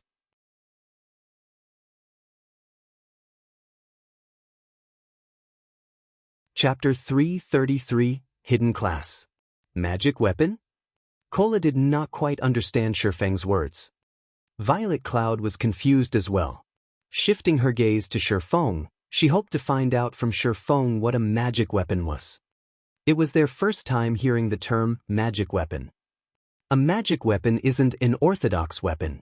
You can think of it as a double-edged sword of tremendous power. It can either raise a player's combat power to frightening heights, or completely ruin them, Shi Feng explained, smiling. He had naturally noticed the two's interest. Shi Feng had never revealed the secret of the Abyssal Blade to others. Aside from Blackie and Lonely Snow, nobody else in the guild knew about it. Matters regarding magic weapons were of utmost importance. Compared to Blackie's epic-ranked staff, magic weapons were much more precious. After all, they were weapons capable of rivaling legendary weapons. Had it been possible, Shi Feng would have wished that the Abyssal Blade in his hands could become an epic weapon instead of a magic weapon. Although his combat power would have decreased significantly, he would not have to worry about the Abyssal Blade's backlash. Although Shifeng had never personally witnessed the result of a backlash, he had still heard rumors about it. In the past, many first-rate experts had been devoured by their own magic weapons. After suffering the backlash, these first-rate experts had no choice but to delete their accounts and start all over again. Such a heavy price frightened even Shifeng. Currently, he had no other choice but to continuously improve himself, in both combat techniques and combat power, in order to face the future backlash. So it turns out that magic weapons are so amazing. But, Guild Leader, is there even a class that uses a key as a weapon? None of the 12 main classes in God's domain that I know of uses a key as a weapon, Kola asked. There is. However, it is a hidden class, Shifeng answered. Hidden class? So there really are hidden classes in God's domain? Then, aren't hidden classes very amazing? Guild Leader, is it possible for us to switch to a hidden class? Kola's trust in Shifeng had long since reached the level of blind faith. He did not have a shred of doubt about Shifeng's words. If Shifeng said hidden classes existed in God's domain, then, to Kola, these definitely existed in God's domain. Even if there weren't any hidden classes, Kola would still believe that there were. Big Brother Kola, what are you getting so anxious for? You should let Guild Leader finish speaking first. Violet Cloud was also very interested in regard to hidden classes. Seeing his two party members looking at him with such fervent eyes, Shifeng could not help but laugh, saying, "This hidden class is called Astromancer and it can be considered a branch of the mage classes. Any mage or healer class can convert to an Astromancer. The minimum requirement is that you must first reach level 20. More importantly, you must also receive and complete the class change quest for the hidden class. Meanwhile, this key is very special. Not only is it a weapon, it is also a tool meant for triggering the class change quest for the hidden class. You just need to bring this key to White River City and you'll automatically receive the hidden class change quest." Guild Leader, is an Astromancer strong? Can I still continue healing after I become an Astromancer? Violet Cloud was suddenly excited. As Zero Wing developed, the number of battles the guild would be involved in would increase. Although she loved being a cleric, the things she could do were clearly limited. After all, when all was said and done, a cleric was not a combat-oriented class. Violet Cloud dearly wanted to fight as well. She did not wish to always stand in the rear and receive the protection of others. Although it is called a hidden class, you're not exactly going to be changing to an entirely different class. It is more like having extra unique class skills. You will simply be gaining an additional skill set that does not belong to your original class. The downside to this is that you will take several times longer to level up compared to normal classes. Moreover, it won't be an easy task to learn the system skills of a hidden class. Simply put, your life will become much harder after converting to a hidden class, Shifeng explained. In addition, Astromancer isn't a class suitable for the average player. The controls involved are very complicated, and the control difficulty is at least 2 to 3 times that of a normal mage class. If an ordinary player were to convert into an Astromancer, they might find themselves losing fights to opponents that they had managed to defeat in the past. On the other hand, if you successfully master the class, even if you meet someone who had become much more powerful than they were in the past, you can still beat them up until their mothers no longer recognize them. Overall, Astromancer could be considered a very extreme hidden class. Seeing Violet Cloud's passionate gaze, Shifeng asked, "Do you wish to convert to this hidden class?" "I don't want to always stay at the back and heal. I want to be the same as Big Sis Fire Dance and Big Sis Aqua. I want to be able to fight enemies at the front lines as well." Violet Cloud nodded. She then looked at Shifeng and asked timidly, "Guild Leader, can you please let me have this hidden class?" Violet Cloud knew that she was being selfish. After all, she did not obtain this key by herself. Moreover, countless others in the guild would be willing to fight over a hidden class. There were also powerful mage experts such as Aqua Rose, Ice Queen Su Qianlu, Blackie, and many others in the guild. If they were to change classes into an Astromancer, they could greatly increase the guild's strength. There was simply no place for a healer like her. However, she wished to contribute more to the guild. Cola's mouth widened in shock when he heard Violet Cloud speak. He had not expected the usually quiet and lovely Violet Cloud to make such a bold move. This, Shi Feng wrinkled his sharp brows, entering a deep contemplation. Looking at Shi Feng's grave expression, Violet Cloud could not help but start panicking. Guild leader, Violet's control and techniques are definitely first-rate. Even I am no match for her. Won't you consider giving her a chance? Cola voiced his opinion. After thinking it over for a while, Shi Feng seriously looked at Violet Cloud, saying, I'm not forbidding you to convert your class into an astromancer. Only, this key is slightly troublesome.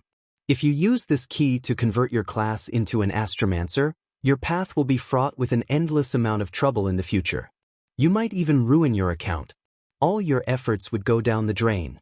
At that time, while everyone is over level 100, you will have to start from scratch. Do you really have the courage and determination to do so? In fact, Shi Feng had no doubts in regard to Violet Cloud's control and techniques. If Shi Feng did not possess 10 years' worth of experience playing God's domain, Violet Cloud might have already surpassed him by now. Based on Violet Cloud's standards, she might immediately become one of Zero Wing's top combatants once she was an astromancer. Shi Feng would naturally feel happy over this matter. Yet, what he had in his hand right now was a magic weapon. If the weapon were a legendary weapon and not a magic weapon, he would willingly give it to Violet Cloud without hesitation as long as she wanted it. A magic weapon, on the other hand, had pros and cons that Shi Feng was very clear about. As long as a player unsealed a magic weapon and became its controller, then they would inevitably have to face the backlash of the magic weapon one day. Based on the current situation, the disadvantages of giving Violet Cloud the magic weapon greatly outweighed the advantages. Most importantly, not every player could handle the pressure of having to start all over again.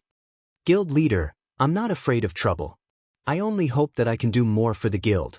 Even if I end up back in square one because of this item, I will have no regrets.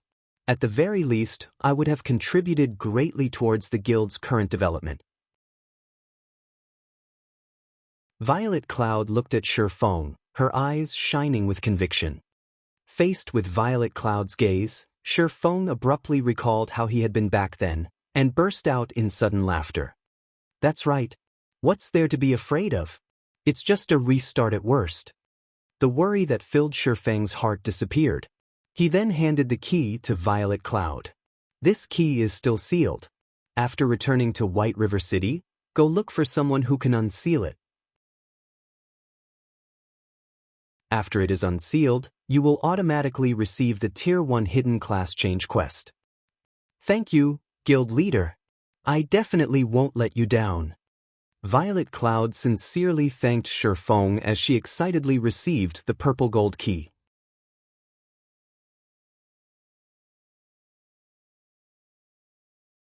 Chapter 334, Occupying the Ranking List.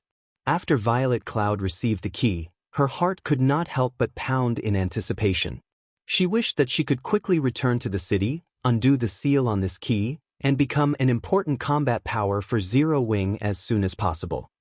Although the guilds in White River City currently appeared to be at peace on the surface, beneath that surface were surging undercurrents. Nobody knew what kind of plans these guilds were concocting. This was especially true for Dark Star and World Dominators. No matter how one looked at it, they were not guilds that would give up after suffering only 1 or 2 defeats. Yet, despite Zero Wing maintaining such a high profile, these 2 guilds had actually done nothing at all. How could their lack of a response not give rise to suspicions? Although Violet Cloud did not know what these 2 guilds were planning, she was sure of one thing. As long as Zero Wing became sufficiently strong, no matter what sort of tricks or means those 2 guilds used, all would be rendered useless. Star's reminiscence? Violet Cloud softly muttered after checking the information of the key in her hands. Star's reminiscence, magic weapon. A key belonging to the ancient and great Star Sage Reigns. Inside this key remains a fragment of Star Sage Reigns' power. Currently, Reigns' power has been sealed by a mysterious power and information about the key can only be unveiled after the seal has been undone. This seal requires a Tier 3 Great Mage to undo. After Shi Feng had used omniscient eyes on this star's reminiscence, a portion of the information that had displayed as unknown became available. Star Sage Rains was one of the many legendary characters of God's domain. Even among legendary characters, Star Sage Rains was one of the more dazzling figures. The reason being, the Astromancer class had managed to become powerful and prosperous only due to the efforts of Star Sage Rains. Unfortunately, along with the demise of Star Sage Rains, the entire Astromancer class had slowly vanished through time. As of today, most people had already forgotten about the existence of Astromancers.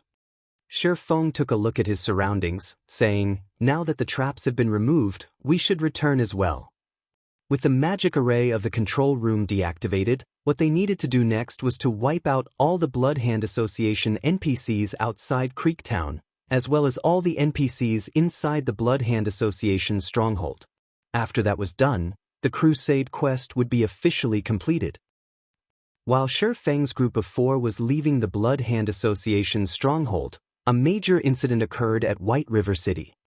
Originally, the members of Zero Wing had occupied only up to the 40th position on the White River City ranking list.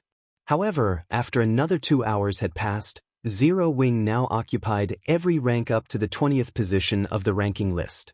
Currently, Zero Wing was only 11 ranks away from obtaining full monopoly over the ranking list. At present, not a single guild in Starmoon Kingdom had managed to achieve the feat of completely monopolizing the ranking list of a single city.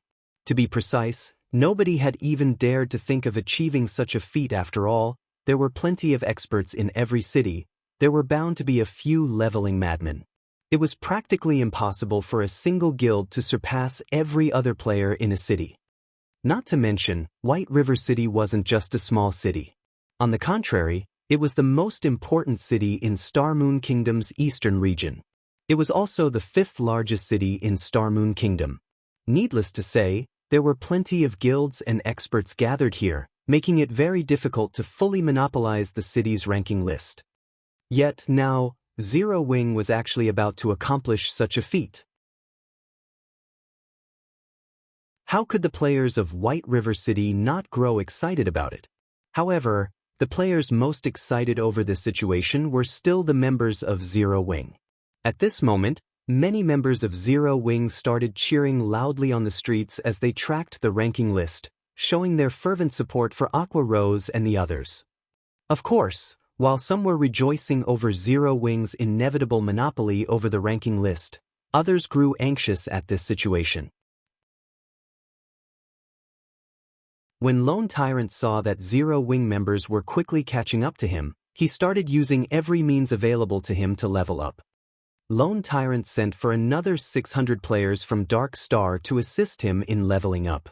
He then split these 600 players into 30 teams of 20 players. These teams were then tasked with gathering and killing monsters around Lone Tyrant. As long as a team was about to kill the monsters they had herded, they would immediately invite Lone Tyrant into their teams before killing said monsters.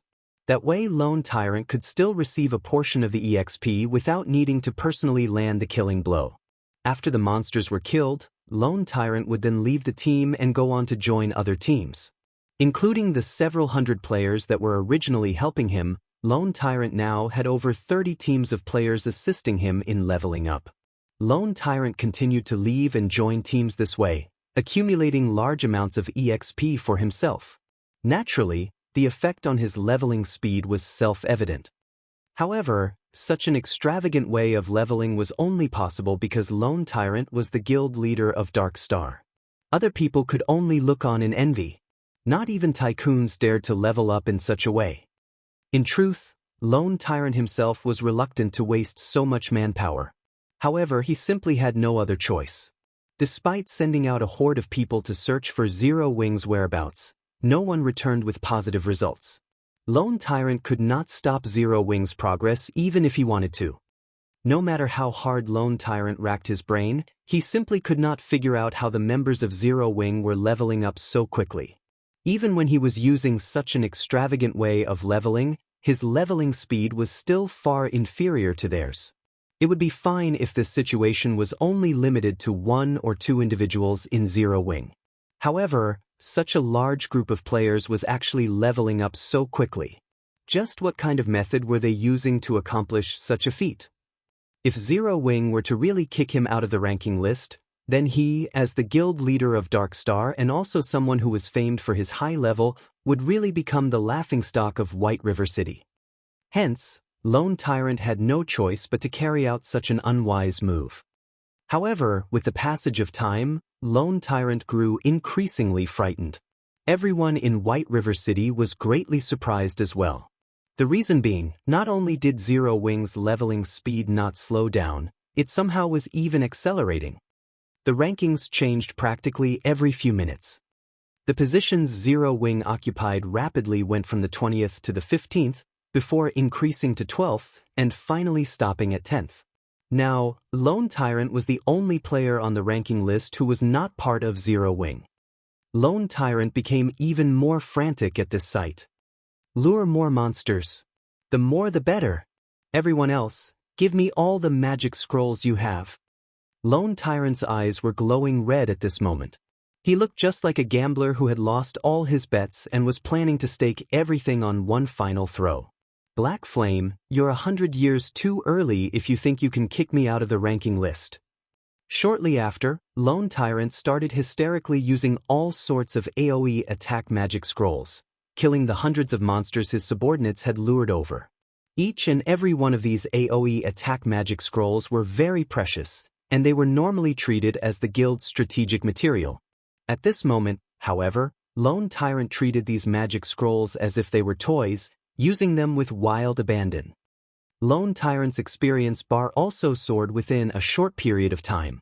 However, compared to the rise in experience, Lone Tyrant's behavior was simply throwing good money after bad. Everyone from Dark Star felt their hearts ache at this sight. They had managed to obtain these magic scrolls only after going through many difficulties. Now, however, all their efforts had gone to waste in order to allow Lone Tyrant to quickly level up. Despite their heartache, the members of Dark Star could do nothing about the situation. After all, the person holding the position of guild leader was not them but Lone Tyrant. Many people started regretting their decision to join Dark Star instead of Zero Wing. With such a selfish guild leader, would Dark Star even possess a future? In contrast, Black Flame, the guild leader of Zero Wing, had not hesitated to charge to the rescue in order to save his brothers and sisters in arms from being bullied. Back when the core members of Zero Wing had been surrounded inside the Silverleaf Forest, Black Flame had ventured into enemy territory all by himself. Moreover, after the war, he had even spent huge sums of money in order to compensate his own guild members. From Black Flame's actions, one could tell that he was a person who would rather bear the suffering himself than to let his brothers and sisters be wronged. If they could have such a guild leader, so what if they had to suffer? However, just as Lone Tyrant was hysterically using magic scrolls, Zero Wing's 100-man team were also in the midst of killing the remaining level 50 Tier 1 Blood Hand Association elites. In order to deal with these level 50 NPCs, Blackie used Stars of Light, while Shurfeng used Firestorm. Shurfeng's normal guards also used all their AoE skills. The scene of the battle was like Armageddon. Even the level 50 Tier 1 NPCs could not endure this relentless bombardment. Soon after, these Blood Hand Association elites started dying one after another. Simultaneously, the experience bars of everyone from Zero Wing soared like a rocket. The reason for such rapid leveling was simple. First of all, Tier 1 NPCs gave much more EXP than ordinary NPCs when killed. Second, most of the members of Zero Wing were only level 20, while the rest were only a few levels higher, so the bonus EXP they could obtain from killing a level 50 NPC was munificent. When both of these factors were combined, the levels of Zero Wing's 100-man team naturally increased by leaps and bounds. After several tens of Blood Hand Association elites died, everyone from Zero Wing had risen to level 21 or above, instantly monopolizing all 100 spots on the White River City ranking list. At this moment, every player in White River City fell silent. Zero Wing had done it. Zero Wing had actually fully occupied the top 100 spots of the White River City ranking list. The sight stunned Lone Tyrant. He even forgot to use the magic scroll in his hands. At the same time, a series of system notifications sounded throughout the entire Star Moon Kingdom.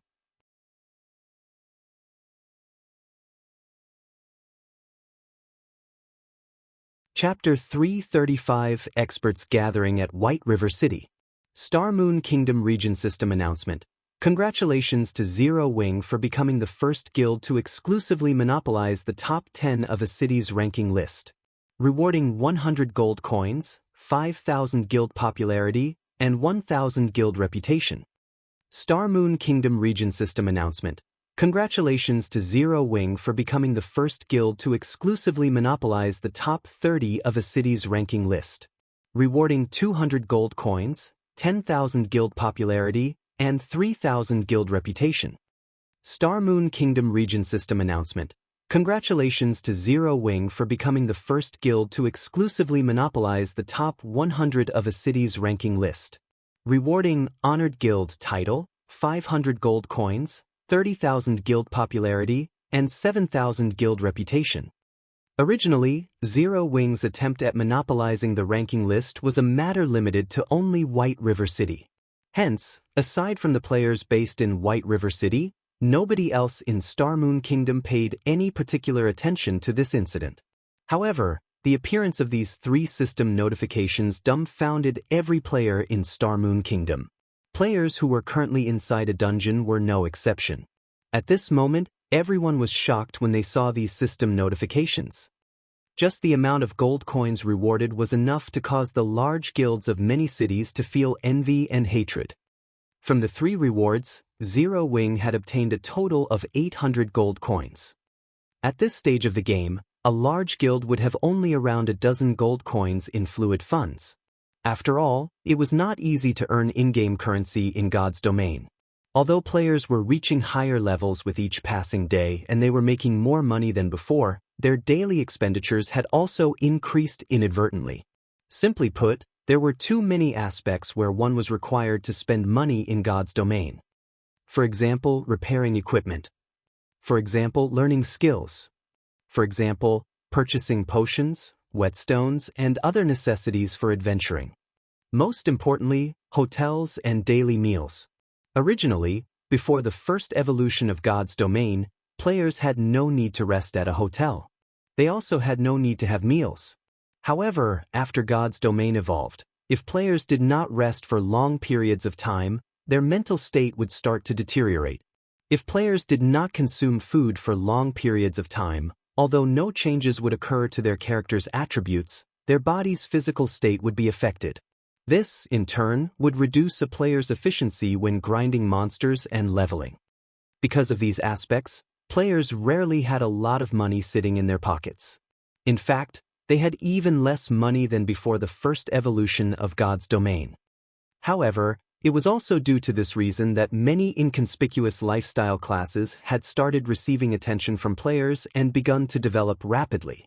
After all, mainstream lifestyle classes weren't the only lifestyle classes that could make a lot of money.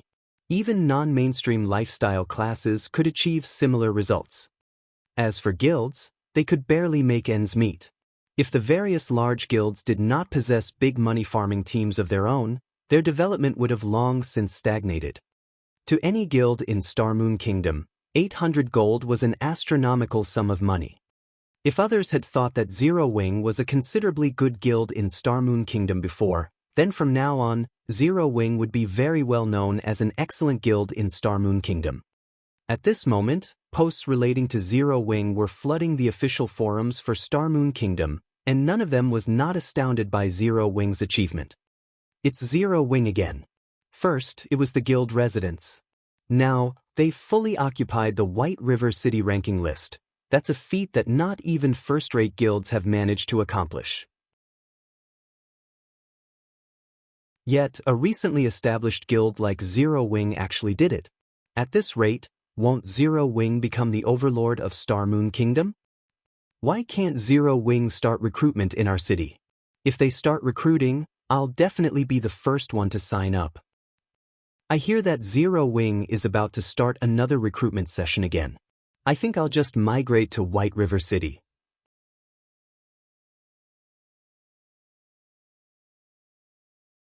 Following Shifeng's command, everyone started pushing against this pair of large doors. After combining the strength of all the players and level 50 Tier 1 guards, the team only barely managed to push apart the large doors. Moreover, the speed at which the doors were opened was extremely slow. After spending over a dozen minutes pushing, the team finally succeeded in pushing these large doors apart completely.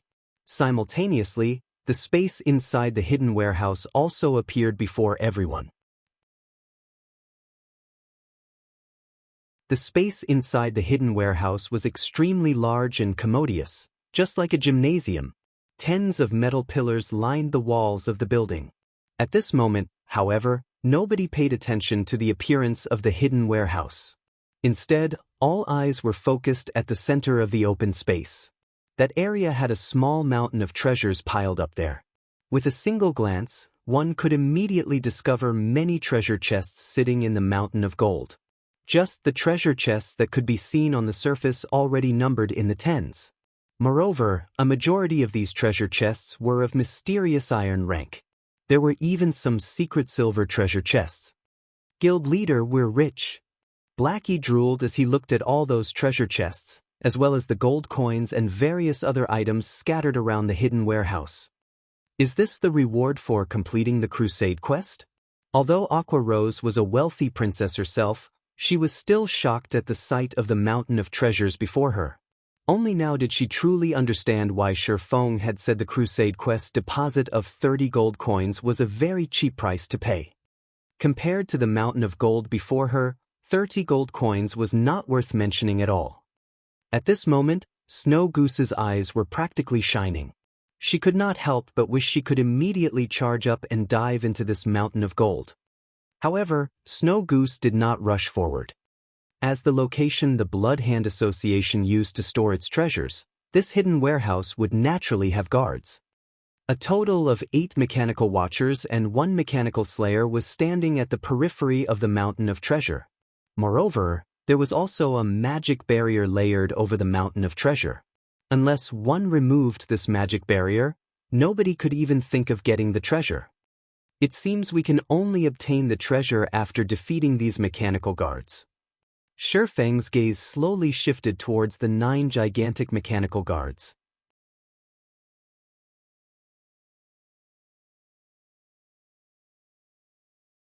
Chapter 336, Mutant. The hidden warehouse was the most important location of the Blood Hand Association. After all, the warehouse stored all of the treasures the Blood Hand Association had collected over the many years.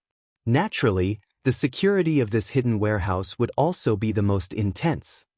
The NPCs outside of this hidden warehouse would, at most, comprise 40% of the Blood Hand Association's combat power. Meanwhile, the remaining 60% would be the 9 giant mechanical guards guarding inside the hidden warehouse. The combat power of these 9 mechanical guards alone surpassed that of thousands of NPCs. One could just imagine how powerful these robots were. Mechanical Watcher, Lord Rank. Level 30. HP 1, 500, 000/1, 500, 000. Mechanical Slayer, High Lord Rank. Level 50. HP 9, 000/9, 000/000.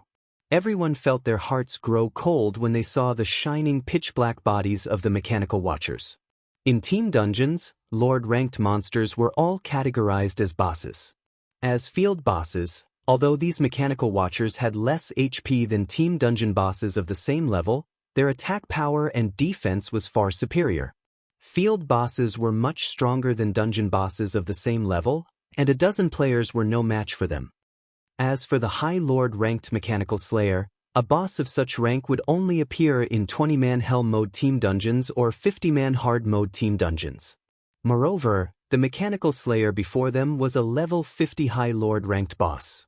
It was simply impossible for a group of level 20 players to kill it. The level suppression alone would render the players utterly helpless. To put it simply, even if the Mechanical Slayer stood still without taking action, Shifeng's 100-man team still could not kill it. I'm afraid that our combat power might be a little lacking? Aqua Rose concluded helplessly after observing the 9 mechanical guards. They would need around 50 level 30 players to deal with a single mechanical watcher. In other words, they would need around 400 players to deal with the 8 mechanical watchers before them. Moreover, all 400 players needed to be level 30. As for the Mechanical Slayer, under normal circumstances, they would need at least 300 level 50 tier 1 players to raid it. Their current lineup had no hope against such a monster. Moreover, these 9 mechanical guards would definitely work together to repel intruders. At that time, Shifeng's team would not even amount to dust in the face of these guards. Shifeng examined his surroundings. There were many iron pillars situated around the hidden warehouse. Moreover, they were incredibly dense and almost indestructible. Meanwhile, mechanical-type monsters all shared a single weakness. Although mechanical-type monsters possessed extremely high magic resistance, defense, and attack power, these monsters usually had very slow movement speeds. Their attack speeds were also very slow. Moreover, the 9 mechanical guards were large, so they could not maneuver between the large iron pillars easily. Suddenly, an idea popped into Shifeng's mind. Fire Dance, take these intermediate frost grenades. At the start of the raid, I want each of you to lure one of these mechanical watchers away. As for the Mechanical Slayer, leave it to me. Everyone else, attack the mechanical watchers with the NPC guards. Remember, don't let any of these monsters close in on you. Also, remember to dodge these mechanical monster skills. Although they move slowly, the skills they possess will make up for their speed. As he instructed his team, Shifeng took out a bunch of intermediate frost grenades and passed them to Fire Dance and 7 other Zero Wing members with the highest movement speeds. By now, everyone was fully aware of how powerful the frost grenades were. It was especially true when they were used in a team battle. After the war between world dominators, Shifeng had sent Aqua Rose to Blackwing City to buy more of them. However, they had not purchased many intermediate frost grenades. Intermediate frost grenades could deal 800 frost damage to targets that were level 70 or below, freezing them for 5 seconds and reducing their movement speeds by 60% for 12 seconds. However, each intermediate frost grenade cost 10 silver coins. They certainly weren't cheap. Aqua Rose had only purchased 200 intermediate frost grenades. Even so, the total had reached 20 gold coins. The price concerned and distressed her. However, she knew just how powerful these items were. So, even if they were more expensive, they still needed to buy some as a reserve. At this moment, Shifeng couldn't care less about the expense of the intermediate frost grenades. After all, relying on the movement speed reduction and control skills of the NPC guards would not be enough to pin down these mechanical monsters. Following which, Shifeng assigned everyone on the team their tasks. Their main goal was to circumnavigate around the iron pillars and take the chance to kill these slow mechanical monsters, though the main damage dealers would be Shifeng's guards. Begin! The moment Shifeng commanded, everyone took action. To start things off, Fire Dance and the others lured the 8 mechanical watchers away. Shifeng then charged towards the Mechanical Slayer. When he was only 40 yards away, he threw the blazing meteor at the High Lord-ranked monster. A streak of flame instantly struck the Mechanical Slayer's forehead. Dang! -2. Shifeng smiled bitterly when he saw the damage that appeared above the Mechanical Slayer's head. What was a futile action? This was. Faced with the Mechanical Slayer's 9 million HP, -2 points of damage wasn't even a mosquito bite. When in battle, the Mechanical Slayer recovered 1% of its HP every 5 seconds. In other words, the Mechanical Slayer could recover 90,000 HP every 5 seconds. However, Shifeng had already achieved his goal. The Mechanical Slayer's gloomy eyes suddenly illuminated and flashed red. Immediately, it retrieved the serrated greatsword from its back and slowly advanced towards Shifeng. Although the Mechanical Slayer's pace seemed slow, due to its gigantic body, each step covered more than a dozen yards. It was not one bit slower than ordinary players. When approaching Shifeng, the Mechanical Slayer revealed a human-like sneer. Shifeng felt slightly astonished as he had not expected a mechanical-type monster to possess such high intelligence. In the past, he had never encountered a monster like this. Normally, only high-level NPCs would display such behavior. "Come, follow me. Let's see if you can get rid of me." Shifeng revealed a calm smile.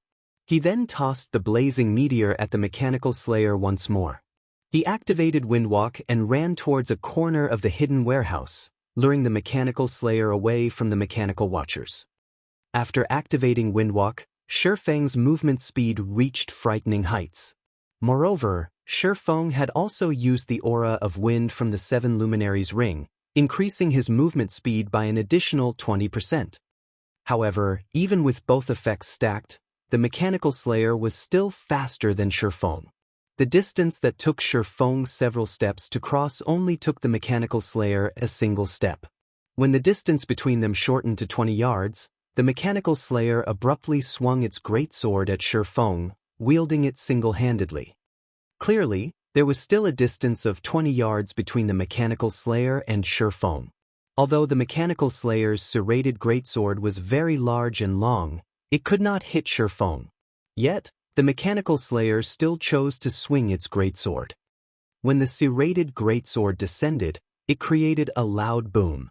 Even the air surrounding the greatsword compressed and became extremely heavy. Suddenly, tens of air blades shot towards Shifeng. The blades resembled a wall of air pressing down on Shifeng. The gaps between air blades simply did not allow Shifeng any space to evade.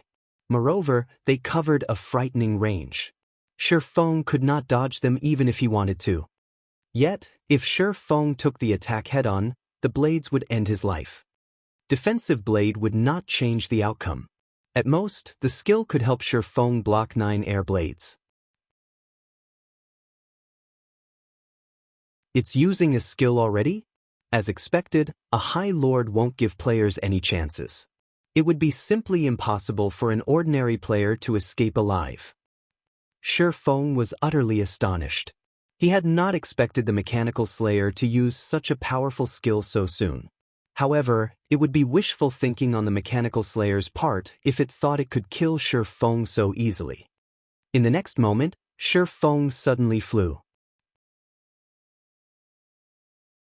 In the nick of time, Shifeng flew out of the range of the air blades, leaving behind afterimages as he charged towards the closest iron pillar. This was none other than the effect of Wind Rider, the activatable skill of the Aura of Wind. Wind Rider enables temporary flight and movement speed increase of 100% for 15 seconds. Cooldown, 2 minutes. The Mechanical Slayer bellowed angrily. It actually failed to kill an ant like Shifeng with a single attack. This was simply humiliating. Immediately after, the Mechanical Slayer no longer wielded its serrated greatsword single-handedly. Instead, it swung the greatsword with both hands now. Boom! The serrated greatsword plunged into the sturdy ground. Suddenly, the entire warehouse started trembling. With the Mechanical Slayer as the epicenter, the ground began to crack. Covering a radius of around 70 yards, streams of air blasted up from the ground, decimating everything in their path. The attack caught one unfortunate level 50 Tier 1 guard, killing him instantly. The skill's power dumbfounded everyone. It was simply unbelievable. The level 50 Tier 1 guard had over 100,000 HP. Yet, he was gone in an instant. This was not Shifeng's first time meeting a High Lord. However, Shifeng could say for sure that a High Lord was definitely not capable of instant killing a Tier 1 NPC of the same level. At this moment, several thousand level 50 Tier 1 players would not be enough to kill the Mechanical Slayer. Fortunately, Shifeng had Wind Rider activated, so he barely managed to escape the Mechanical Slayer's skill. At this moment, When Shifeng looked at the mechanical slayer again, Shifeng was shocked to discover a cruel smile on its face. Seeing this, Shifeng thought of an unlikely possibility. Suddenly, Shifeng's body shivered as it was overcome with a terrifying chill. This is not good. It's a mutant. Everyone, leave the warehouse immediately. Run as far as you can. Shifeng shouted. At this moment, various emotions passed through Shifeng's heart. Originally, Shifeng had everything under his control. However, he never would have expected that such a thing would occur. To begin with, it was simply impossible for this kind of thing to exist at this stage of the game. Yet it had actually happened. Although Shifeng's command confused his guildmates, they carried it out without hesitation. Following Shifeng's command, everyone ran from the hidden warehouse. At the same time, Shifeng also tasked his normal guards to stay behind and pin down the mechanical slayer, allowing everyone the chance to escape. In the face of the mechanical slayer, however, the level 50 Tier 1 guards, which had been insurmountable existences to players, could not last a single hit. Guild leader, what is going on? Aqua Rose dared not believe her own eyes right now. The level 50 Tier 1 guards were actually dying with a single hit. A single hit. At this moment, Aqua Rose wasn't the only person present who had questions. Everyone in the team was dazed and confused. Such a powerful monster no longer belonged to the category of a High Lord. However, at this moment, nobody had the time to ask their questions. Over a dozen guards sent to hold back the mechanical slayer had already fallen. Moreover, from beginning to end, only a few short seconds had passed. Don't ask. Just run. Run as far as you can. Absolutely do not turn back. Shifeng shouted as he tossed an intermediate frost grenade. Currently, Wind Rider was still in effect. So, Shifeng took advantage of his speed to delay the mechanical slayer as much as he could. Originally, an intermediate frost grenade could deal 800 frost damage to monsters level 70 or below and freeze them for 5 seconds. However, when used on the mechanical slayer, the intermediate frost grenade had only dealt minus 100 damage. The freezing effect only lasted for 1 second. Although it was only 1 second, it was effective enough for Shifeng. Fortunately, the cooldown between uses for the frost grenades was also 1 second, allowing Shifeng to freeze the mechanical slayer perpetually. Shifeng tossed one frost grenade after another, delaying the mechanical slayer for over 20 seconds. At this time, his team had finally left the hidden warehouse. Guild leader, we've left the warehouse, Fire Dance said in the team chat. No. I told you to run as far as you can. Leave Creek Town immediately. Shifeng said. Presently, nobody but Shifeng knew what the appearance of a mutant signified. However, Shifeng did not have the time to explain at the moment. If they did not run fast or far enough, the consequences would be dire.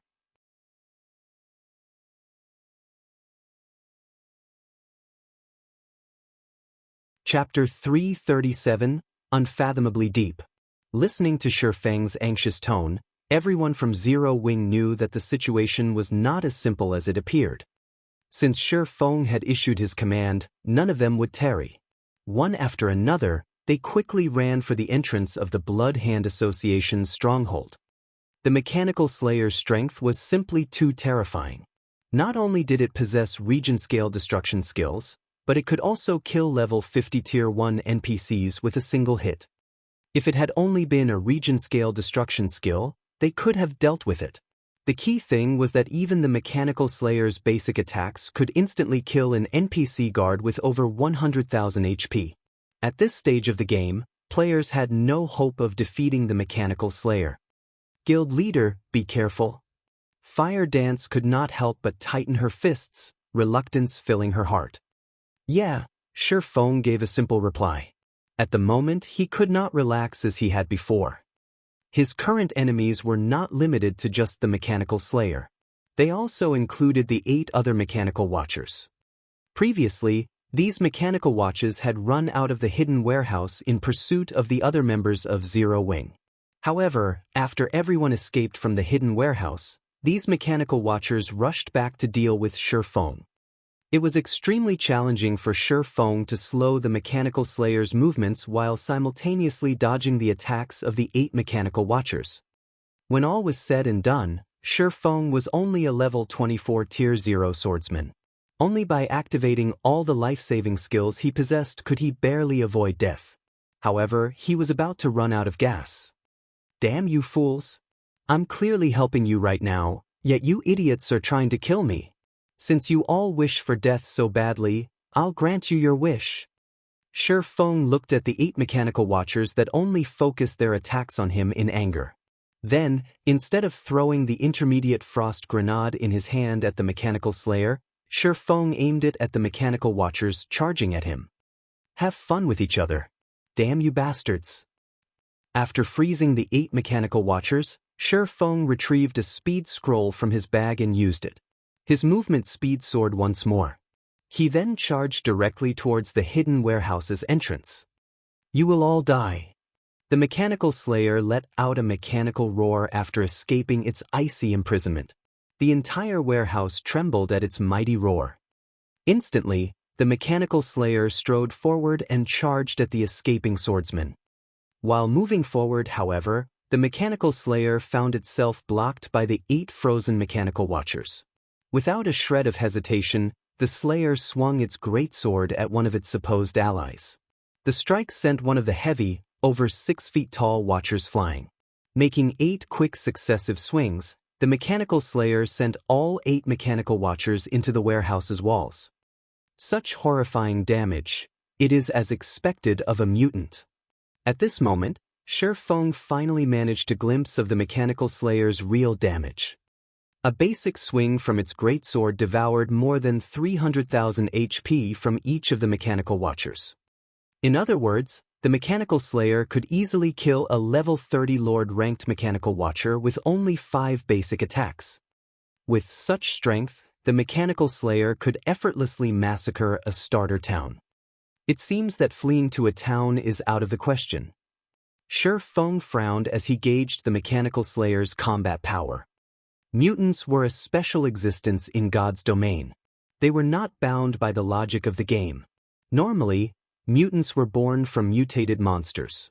However, a mutant spawn rate was as low as that of obtaining a lucky stone in God's domain. The system's laws had no effect on these mutants, and they were completely independent creatures. They could wander about to any region, and they would attack and destroy any living being they come across. In Shi Feng's previous life, every time a mutant appeared in God's domain, a disaster would follow. Mutants were like the various natural disasters in the real world, and they were not something that a single player could deal with.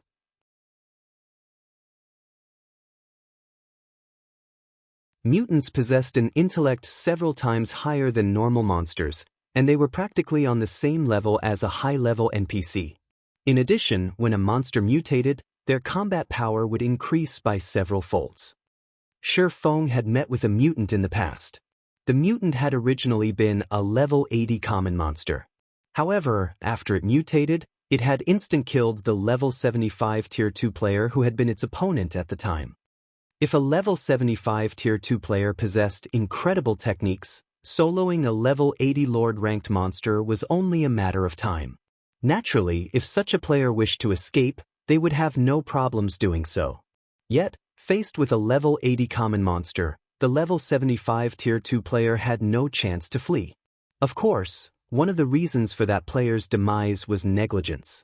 However, the fact that a level 80 common monster was capable of instant-killing a level 75 Tier 2 player clearly displayed how much more powerful it became after becoming a mutant.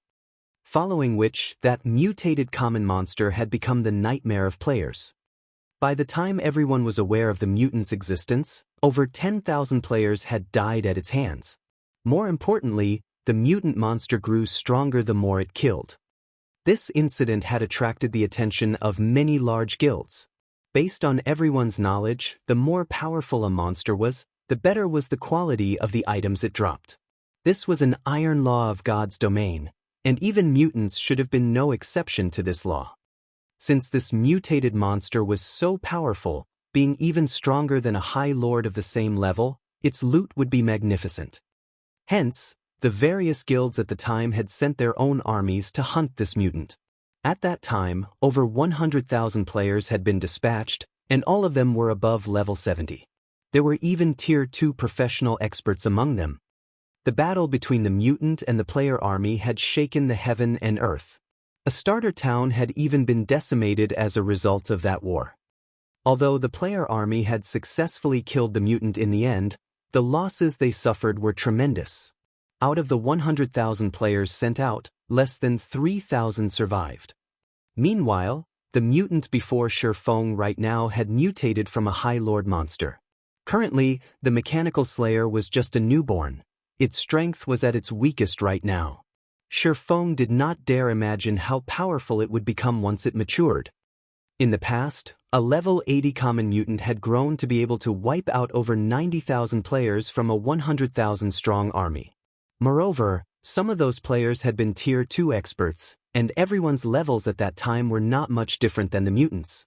Meanwhile, although the Mechanical Slayer before Shifeng was only level 50, not a single player had reached level 40 yet. To put it simply, the Mechanical Slayer was invincible against players. During the time Shifeng took to escape the hidden warehouse, the Mechanical Slayer had taken care of all 8 Mechanical Watchers. Finished with the nuisances, the Mechanical Slayer renewed its charge at Shifeng. So fast!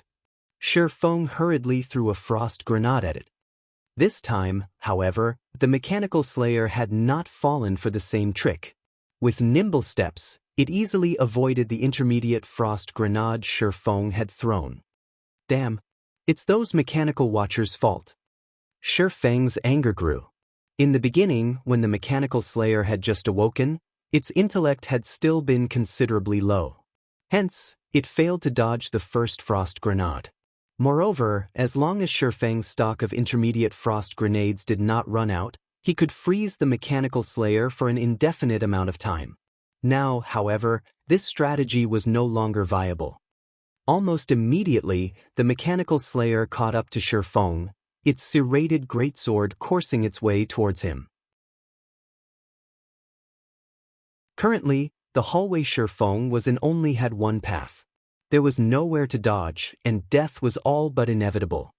Shifeng had no choice but to bet everything he had, pointing the abyssal blade at the Mechanical Slayer. Abyssal bind. 9 pitch-black chains suddenly sprouted from the ground, binding the Mechanical Slayer. Ow! Oh! The Mechanical Slayer struggled madly, and in the blink of an eye, it shattered one of the chains. Soon, the second and third chain broke apart as well. At this moment, the chains of abyssal bind that had never failed Shifeng until now seemed as fragile as strips of paper.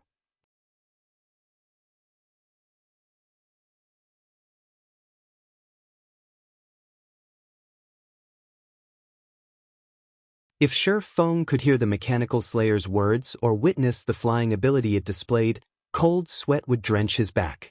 Not only did the intelligence of this Mechanical Slayer undergo a tremendous transformation, but its learning capability also reached frightening levels. The Mechanical Slayer had only seen Shifeng use Wind Rider once, yet it actually learned the skill so quickly. I see that you've managed to run quite far away. Hovering above the Blood Hand Association's stronghold, the Mechanical Slayer's lips curled up with a trace of playfulness as it looked towards the northwest. Immediately, it flew in that direction, hunting its prey. At this moment, Aqua Rose, Fire Dance, and everyone else from Zero Wing had just left the Blood Hand Association's stronghold, confusion still occupying their minds. Before anyone could react, the roof of the Blood Hand Association's stronghold suddenly collapsed, creating a hole that led towards the stronghold's underground space. In the next moment, the Mechanical Slayer appeared from the hole and hovered above the stronghold. Soon after, the Mechanical Slayer transformed into a streak of light and departed from Creek Town. After a period of silence, Snow Goose rubbed her eyes, asking uncertainly, "Big Sis Aqua, my eyes aren't playing tricks on me, right?" That thing that flew away just now was the mechanical slayer, right? Yes.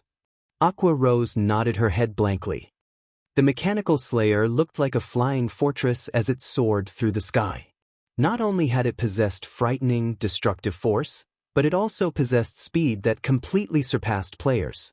Faced with an enemy like this, any player would be left speechless, let alone those who had personally witnessed the power of this creature. Although the mechanical slayer had already departed from Creek Town, fear lingered in everyone's hearts. Was it really possible for players to contend with such a monster? This question echoed in everyone's minds. Crap. Since the mechanical slayer has left, doesn't that mean that guild leader died inside the hidden warehouse? Fire Dance suddenly realized, her expression undergoing an abrupt change. Filled with worry, Fire Dance immediately activated wind steps and rushed back into the stronghold, charging towards the collapsed warehouse.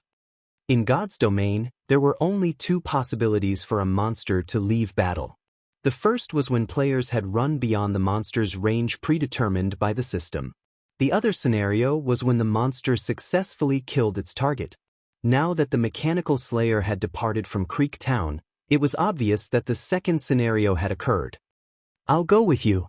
Violet Cloud also reacted quickly and chased after Fire Dance. Following which, everyone finally understood the situation. Shame overcame them as they followed the two girls. They were the elite members of Zero Wing, yet, they had allowed their guild leader to sacrifice himself to protect them. What kind of elite members were they? However, as everyone arrived before the hidden warehouse, they were all dumbfounded by what they saw. Unbelievably, the corpses of the 8 mechanical watchers were embedded into the steel walls of the hidden warehouse. In addition, items littered the floor around the dead watchers. However, to everyone's surprise, Shifeng's body was nowhere to be found. Just what was going on here? They were left with even more questions now. Fire Dance immediately checked the team member list, discovering that Shifeng's name was still illuminated. The fact that Shifeng's name had not turned gray showed that Shifeng was still alive. Just what is happening? Fire Dance sighed in relief. Though she was visibly more at ease now, the questions plaguing her had only increased. Just as everyone was at a loss, Shifeng suddenly spoke through the team chat, asking, "What's the situation in Creek Town? Is the mechanical slayer still there? Guild leader, where did you run off to? We thought that the slayer had done away with you." Snow Goose giggled. She then added, "Big Sis Fire Dance even went into a flurry and wanted to take revenge. We couldn't stop her, even working together." Hearing these words, Fire Dance shot Snow Goose a glare, a faint blush appearing on her delicate white cheeks. Snow Goose stuck her little tongue out playfully at Fire Dance. She then hid behind Aqua Rose, only revealing her head to glance at Fire Dance with her hands on her hips. "Snow Goose, stop being naughty. We need to get down to business." Aqua Rose flicked a finger at Snow Goose's forehead, pretending to be angry. "Big Sis Aqua, I was wrong. However, you shouldn't always flick my forehead. I'll get brain damage at this rate." Snow Goose clutched her forehead, her eyes tearing. Completely ignoring Snow Goose's spoiled act, Aqua Rose spoke through the team chat. "Guild leader, the Blood Hand Association's stronghold has been destroyed. Moreover, the mechanical slayer departed from Creek Town and flew towards the northwest. As I expected, it's still chasing after me." Shifeng pondered. He then smiled, saying, "I guess it's good that it is coming after me. Since the mechanical slayer is no longer in Creek Town, I'll leave collecting the treasures inside the warehouse to you. Do not let others take advantage of us." To undo the magic barrier protecting the treasures, they needed to get rid of the 8 mechanical watchers and the mechanical slayer. Now that all 8 mechanical watchers were dead, only the mechanical slayer remained. As long as the mechanical slayer died, the magic barrier would vanish. Meanwhile, now that the Blood Hand Association's stronghold had been destroyed, the treasures had also been revealed. Sooner or later, the red names that had just revived or escaped previously would discover the treasure. As long as the magic barrier vanished, those bandits would not sit quietly and watch as their team looted the stronghold. They would take the opportunity to snatch some for themselves. Guild leader, please rest assured. How could anything belonging to our Zero Wing be that easy to steal? Aqua Rose said, a chilling glow flashing in her eyes. Following which, Shi Feng began to flee once more. Space movement had a maximum range of 300,000 yards, which was only around 1 or 2 leveling zones. However, Creek Town was located at the borders of the White River City region. There were no other towns in its vicinity. Even if there were, though, the forces there would not be enough to stop the Mechanical Slayer. Right now, White River City was the only location that could fend off the Mechanical Slayer. Thus, Shi Feng used space movement to arrive at the closest teleportation point, teleporting to White River City. After arriving at White River City, before Shi Feng even stepped out of the teleportation magic array, he discovered a commotion going on at the entrance of the teleportation hall. At this moment, there were many guild players surrounding the entrance of the teleportation hall, and every one of them acted overbearingly.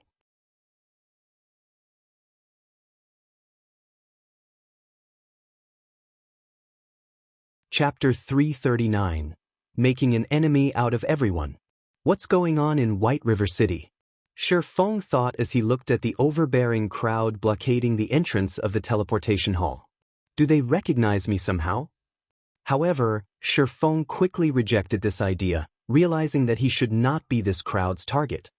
In order to avoid attracting attention, Shi Feng donned the black cloak before he teleported to White River City, hiding both his appearance and ID. Moreover, he had not told anyone of his whereabouts, so why would anyone expect him? Furthermore, this was the teleportation hall of White River City. What reason was there to blockading this place? The White River City guards were not just for show. Hence, Shi Feng was sure that these guilds occupied the teleportation hall for some other purpose. Interesting. I wonder what sort of evil plan these guilds have this time? Shi Feng revealed a faint smile as he walked towards the entrance of the teleportation hall. Currently, Zero Wing was like the sun at noon. Naturally, many guilds would feel insecure about losing their position, so it was normal for them to take action. At this moment, the entrance of the teleportation hall was filled with noise. Several guilds had gathered, many of which were third-rate guilds. Even the members of Dark Star and World Dominators, 2 of the top 6 guilds of White River City, were present. What are you guilds trying to do here? Didn't we tell you already that we're not interested in joining you? A female guardian knight growled in annoyance. The woman was an extraordinary beauty with bright eyes. Lady, don't say that. Interest is something that can be nurtured. Your disinterest is simply because you don't fully understand us right now. I believe that as long as we spend some time together, your enthusiasm in joining us will grow, a level 18 male assassin insisted, laughing. The assassin was fully geared with mysterious iron equipment. After the male assassin spoke, the tens of players behind him tightened their blockade of the entrance with no intentions of letting anyone get past them. Are all guilds in White River City like you guys? The female guardian knight said as she wrinkled her brows. Ha! Don't misunderstand us. We aren't forcing you to join any of the guilds present. If you aren't interested in joining any of us, you only need to pay a 5 silver coin service fee. After all, you can't expect us to make a trip here for nothing. The male assassin chuckled coldly. You all are going too far. In a fit of rage, the female guardian knight unsheathed her saber and shield. Although her equipment was a mix of common and bronze rank, her level of 17 was not to be underestimated. Currently, the majority of players were only level 13, and few among the average players had reached level 14. Those who managed to reach level 15 were all veteran players. As for those who were level 16 or above, such players were usually the elite members of guilds. The fact that an independent player like the female guardian knight had managed to reach level 17 showed that she possessed definite abilities. What? You want to challenge me? Come at me then. I'll even stand here and let you hit me. Hit me if you can. The male assassin laughed arrogantly. He even took the initiative to move closer towards the female guardian knight's saber. You shameless bastard. Although the female guardian knight was furious, she did not take action. They were in White River City. If she attacked first, the guards would capture or kill her. Yet, with so many people blocking the entrance, there was simply no way to leave the building. However, she was also unwilling to pay these bastards. To teleport to White River City, they had spent a lot of money. Now, these guilds wanted to charge them a passage fee of 5 silver coins per person. That was practically everything an average player would have.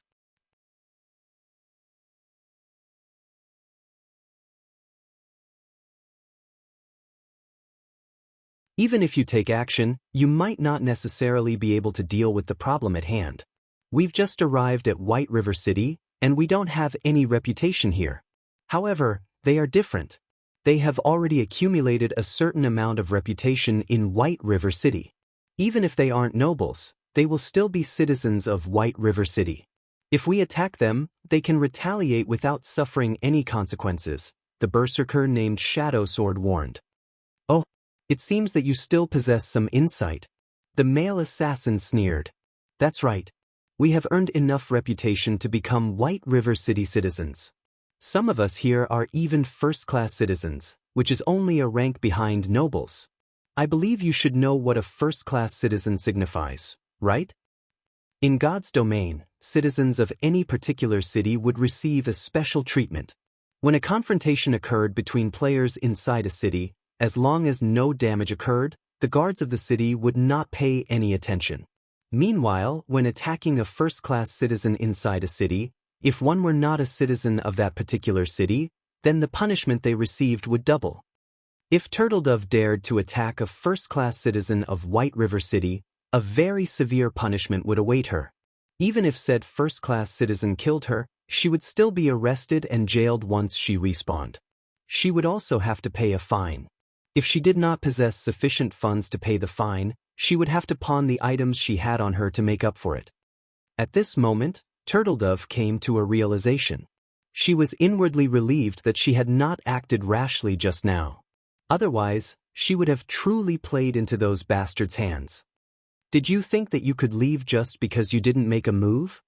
The male assassin laughed, glaring at Turtledove contemptuously. If first-class citizens strike, I wonder how you will respond. You shameless bastards. Turtledove understood what these guild players were trying to do. Suddenly, she said in a frosty tone, we have come to White River City to join Zero Wing. Are you guys not afraid that Zero Wing will retaliate because of this despicable display? Ha! Zero Wing? So what? This daddy here is a member of Dark Star.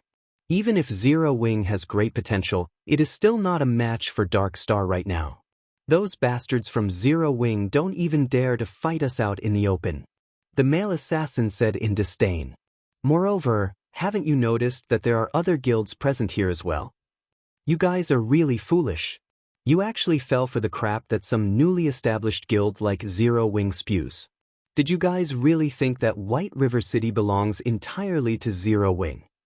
Just Dark Star alone is enough to send Zero Wing trembling in fear. Right now, there are 7 third-rate guilds and more than 10 unrated guilds with over 3,000 members present. Even if Zero Wing grew a spine, do you think they would dare to provoke all of us? Do you really think Zero Wing is willing to make an enemy out of everyone present? Turtledove's composure wavered at the male assassin's words. Zero Wing was indeed a newly established guild.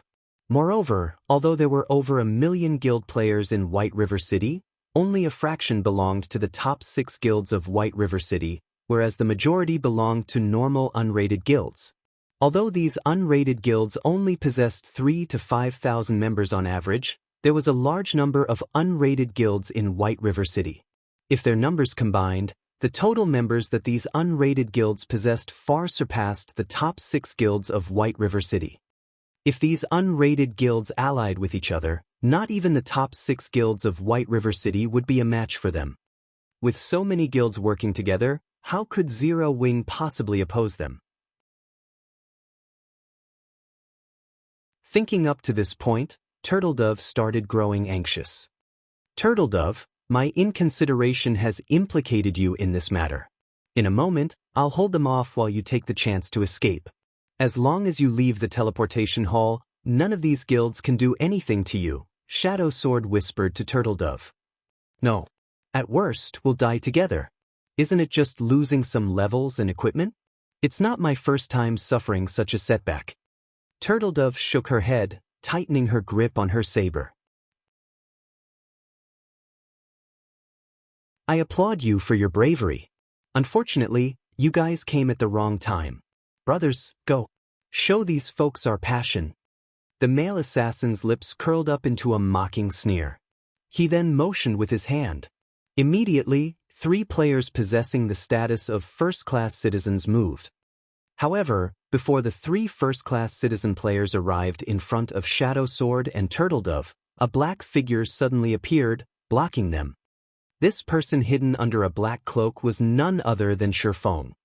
Making an enemy of everyone. Such a bold claim. Is Darkstar not afraid of biting its own tongue? Do you really think Darkstar is the overlord of White River City?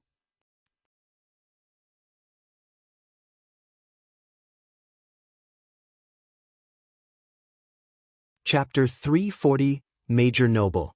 Shifeng's appearance stunned the guild players blocking the entrance.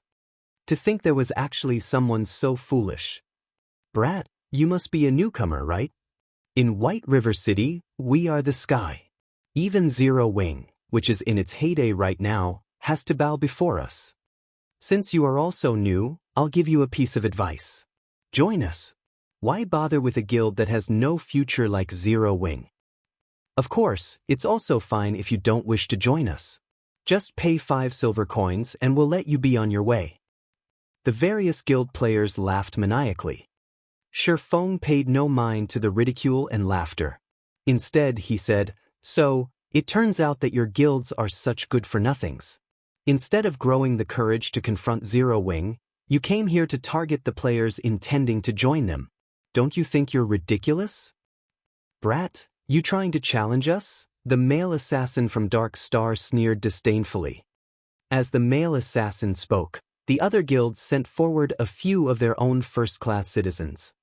As first-class citizens, as long as they did not damage any players without reputation, even if they manhandled the other party, they would not face any consequences. Hence, they could simply drag Shifeng and the other 2 newcomers out of White River City. Kill them? Cut them? They could do whatever they wanted. It would be even better if the newcomers retaliated. As long as the newcomers retaliated, they could kill them. In other words, regardless of whether Shifeng and the other 2 retaliated or not, they would not have a happy ending.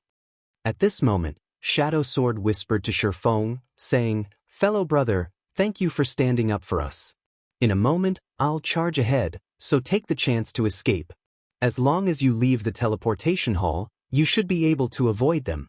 If you hide in the high-class area of the city, they can't use force against you. There were differences between the areas in a city.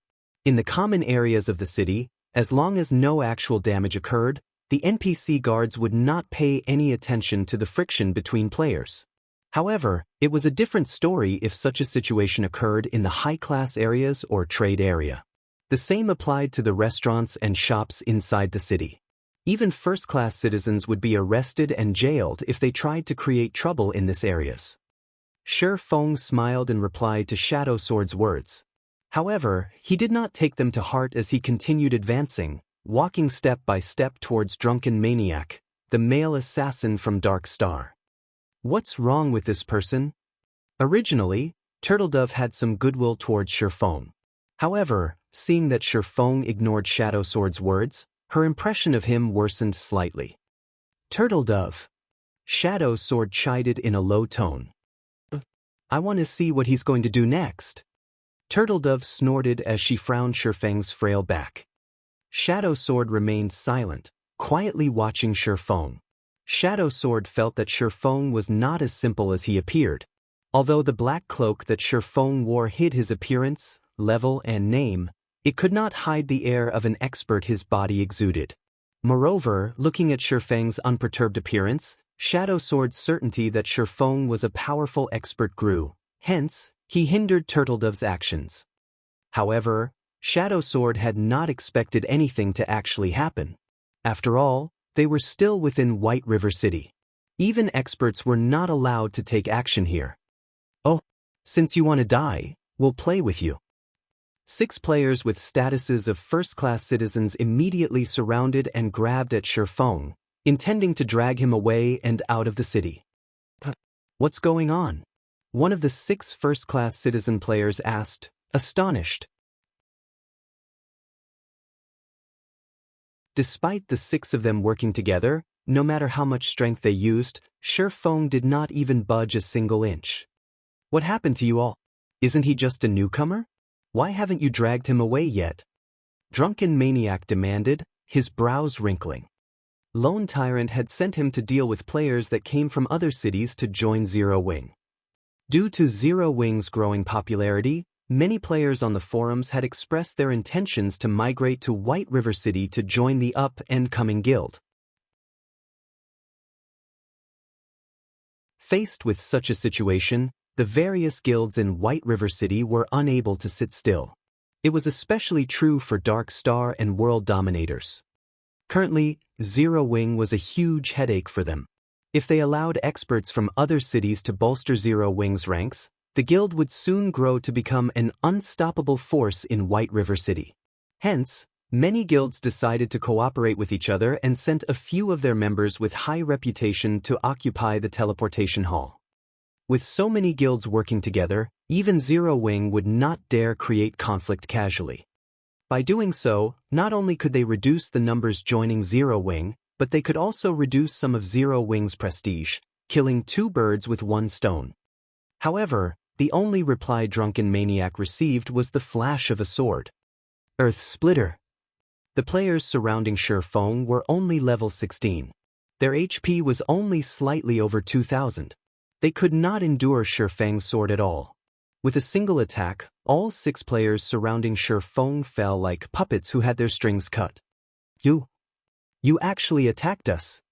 Drunken Maniac gaped Shifeng in disbelief. He could not understand why Shifeng dared to attack them. They were still inside White River City. They also had so many players on their side. So, shouldn't Shifeng be on his knees, begging for mercy and allowing them to trample him? Meanwhile, Turtledove, who stood behind Shifeng, had her mouth open wide in shock.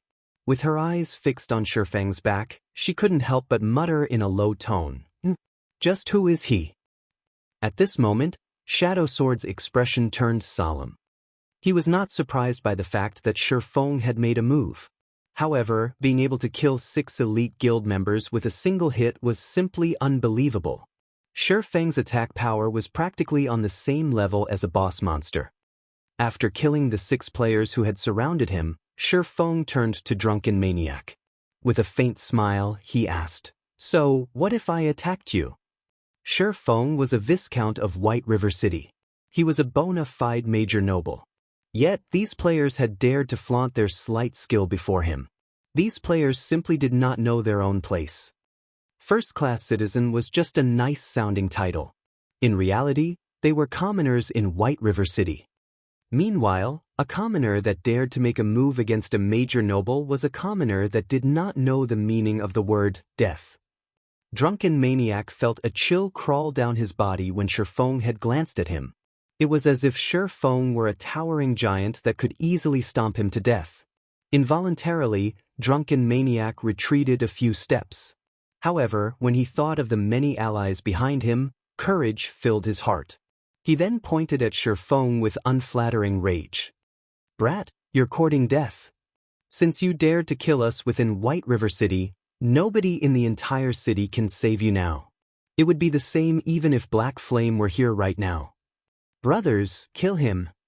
Tens of Dark Star members charged at Shifeng. In the distance, over a dozen mages had also begun to chant their spells. In the next moment, however, everyone discovered that they were actually unable to use any of their skills. Immediately, Shifeng swung the Abyssal Blade and sent 3 arcs of lightning at the group charging at him, causing damages of over -1,000 points to appear 3 times over everyone's head. Under the lightning's might, none survived. At this moment, even a fool could tell that Shifeng was not a simple character. Originally, The members of the various guilds present had laughed at Shi Feng for his foolishness. Now, however, no one laughed. Shi Feng's first strike had killed 6 players, while his second had killed tens of players. At this moment, nobody dared to make even the slightest movement, deeply afraid that the next person to die would be themselves. The only thing they could do right now was to wait for the arrival of the city guards. Only the city guards could deal with a monster like Shi Feng. "Just who are you?" Drunken Maniac retreated, his body trembling uncontrollably. Shi Feng was simply too powerful. This was the first time Drunken Maniac had felt such an invisible power. Although there was nothing surrounding his body, Drunken Maniac felt as if his body were made of lead. Even his breath became extremely heavy. "You said that it would be useless even if Black Flame were here. Well, I'm standing here right now. What you are going to do about it?" Shi Feng removed the black cloak. He then smiled at Drunken Maniac once more, slowly advancing towards the assassin, step by step. Without the black cloak, everyone recognized him as Black Flame.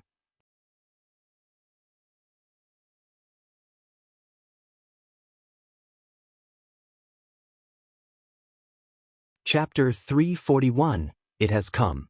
As long as one was from White River City, they would definitely recognize Black Flame. It's Zero Wing's guild leader, Black Flame. Why is he here? No wonder he's so strong. The various guild players present started panicking. If Shi Feng were simply an expert from another city, at most, they would feel a little nervous. After all, no matter how powerful Shi Feng was, he could not contend with the entire city. However, Black Flame was different. Not only did the man possess astonishing strength, but he also had a powerful guild backing him up. Phew! Drunken Maniac retreated as he gaped at Shi Feng, his eyes nearly popping out of their sockets. He had simply been sent here by his guild leader, Lone Tyrant, to harass some independent players. He would never have imagined that he would come across the famous, yet mysterious, Black Flame of White River City. Not long ago, Black Flame had killed Lone Tyrant while surrounded by an army of thousands. Meanwhile, he only had a few hundred men. Moreover, in terms of combat power, he was far inferior to Lone Tyrant. So, how was he going to survive? "Guild leader, you've really brought a calamity down on me this time." Drunken Maniac laughed bitterly in his heart. As for escape, although Drunken Maniac was arrogant, he was not a fool. Shi Feng could have killed him with his previous strike. Yet Shi Feng had not done so. Why? It was because, to Shi Feng, taking his life would be as easy as shooting fish in a barrel. "I really did not expect Guild Leader Black Flame to pay us a visit. Although I know that I am certainly not strong enough to challenge you, if Guild Leader Black Flame wishes to kill me, I will not resist. However, I stand here today as not just the representative of Dark Star, but also the many guilds in White River City. Guild Leader Black Flame, you should know that by killing me, Zero Wing will show its opposition to the many guilds present today." Drunken Maniac did not wish to die. Moreover, the support of so many guilds standing by him emboldened and strengthened the assassin. However, although Drunken Maniac's words sounded awe-inspiring and many guilds stood by as backup, Shi Feng's footsteps did not stop. "Guild Leader Black Flame, our guilds have chosen Drunken Maniac as our representative here today. If you kill him, your actions will offend our guilds. So, I hope Guild Leader Black Flame will think things through." That's right. Although Zero Wing is powerful in White River City, we are not that easily bullied. Moreover, nobody will benefit from a life and death struggle.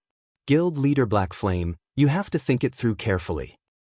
Guild Leader Black Flame, in my opinion, you should just let bygones be bygones. Wouldn't it be better if both sides take a step back? Why must you push the situation to an impasse? Neither party will benefit from such a situation. Zero Wing only has around 5,000 members. However, our guild's combined numbers exceed 100,000. Even if experts are aplenty in Zero Wing, could each of these experts take on 20 people by themselves? After one person stood up Shi Feng, The other guilds also started to voice their opinions. Although these guild players' persuasion attempts seemed gentle, in reality, they were using another method to strike at Zero Wing. If Shi Feng did not retaliate today, it would mean that Zero Wing's invincible momentum had finally broken. To outsiders, it would look as if Black Flame had admitted defeat. At that time, even without their guilds hindering players from other cities from joining Zero Wing, those players might give up on Zero Wing due to their disappointment in the guild. At this moment, Turtledove and Shadow Sword, who stood behind Shi Feng, still wore shocked expressions. They never thought that the stranger who willingly lent them a hand when they were in trouble would actually be the guild leader of Zero Wing. Meeting the mysterious guild leader of Zero Wing was more difficult than winning the lottery in reality. After all, there was simply too many players in White River City. Yet they had actually encountered him. However, resentment began to fill their hearts as they listened to the many guilds. These people are just a bunch of trash. Turtledove did not originally have a positive opinion of these guilds. Now, that opinion had only grown worse. Shadow Sword nodded his head in agreement. This was why he did not wish to join these guilds.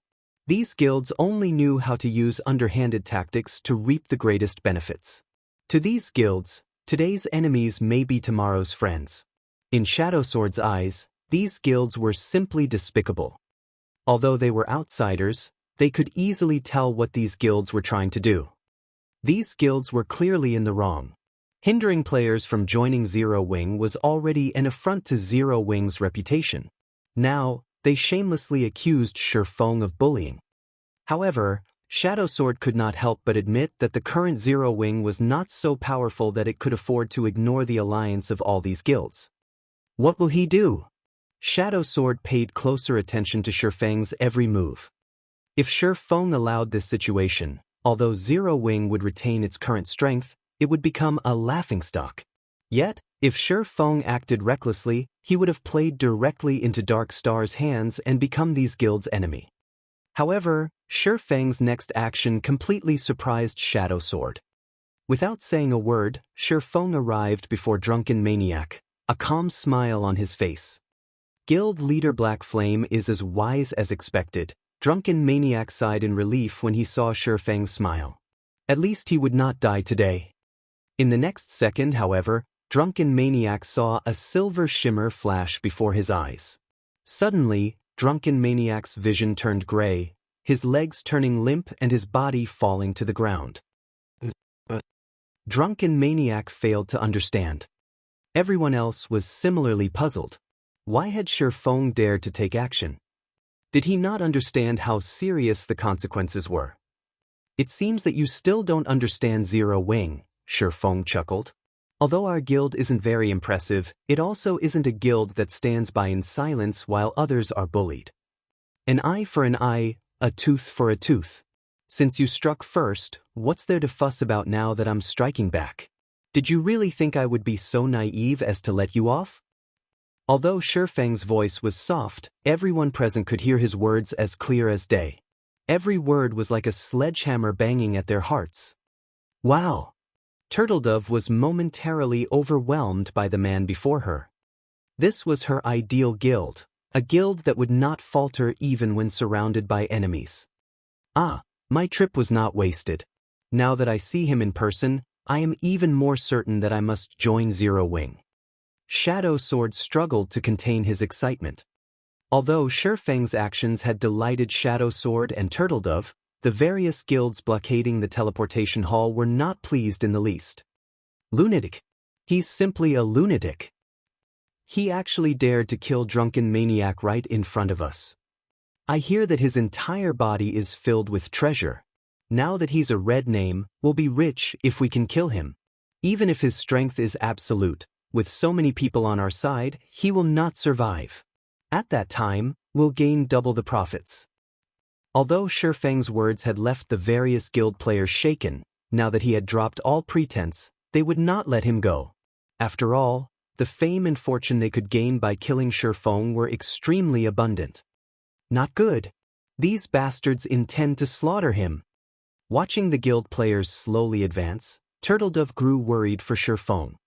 Although Shifeng had managed to kill Lone Tyrant within an army of thousands the last time, that did not mean Shifeng was capable of exterminating an army of thousands.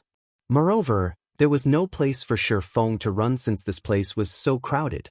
If Shifeng had to face several hundred players all at the same time, the result was obvious. Only death would await him. Considering the circumstances, Shadow Sword and Turtledove immediately stepped up to Shifeng's sides. They were both prepared to enter battle with Shifeng. Just as the battle was about to start, the sound of an explosion came from the outside of the teleportation hall, the massive boom echoing throughout the entire building. Before anybody realized what had happened, another series of explosions resounded.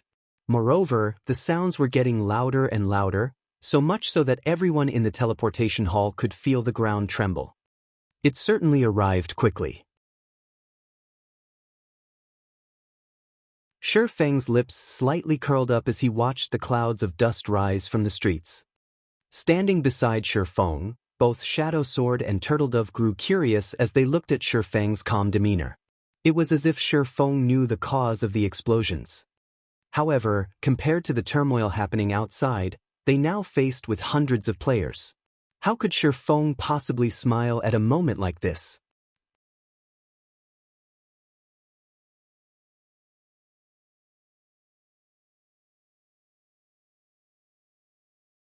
Chapter 342, Monster Attacking the City. Although the explosions from outside the teleportation hall grew increasingly louder, they had not dissuaded any of the various guild players from their opportunity for fame and fortune. Currently, the guild leader of Zero Wing stood before them. As long as they could kill Black Flame, they would become famous overnight. Whether it was for themselves or their guild, they would benefit greatly from killing Black Flame. Black Flame's reputation was simply too powerful. The prestige Zero Wing enjoyed today was largely due to Black Flame. Now that such a fortuitous opportunity lay before them, they simply could not pass it up. Black Flame had already taken the initiative to kill so many players inside the city, violating White River City's laws. Now he was no longer protected by the city. In a moment, the guards would arrive to kill Black Flame.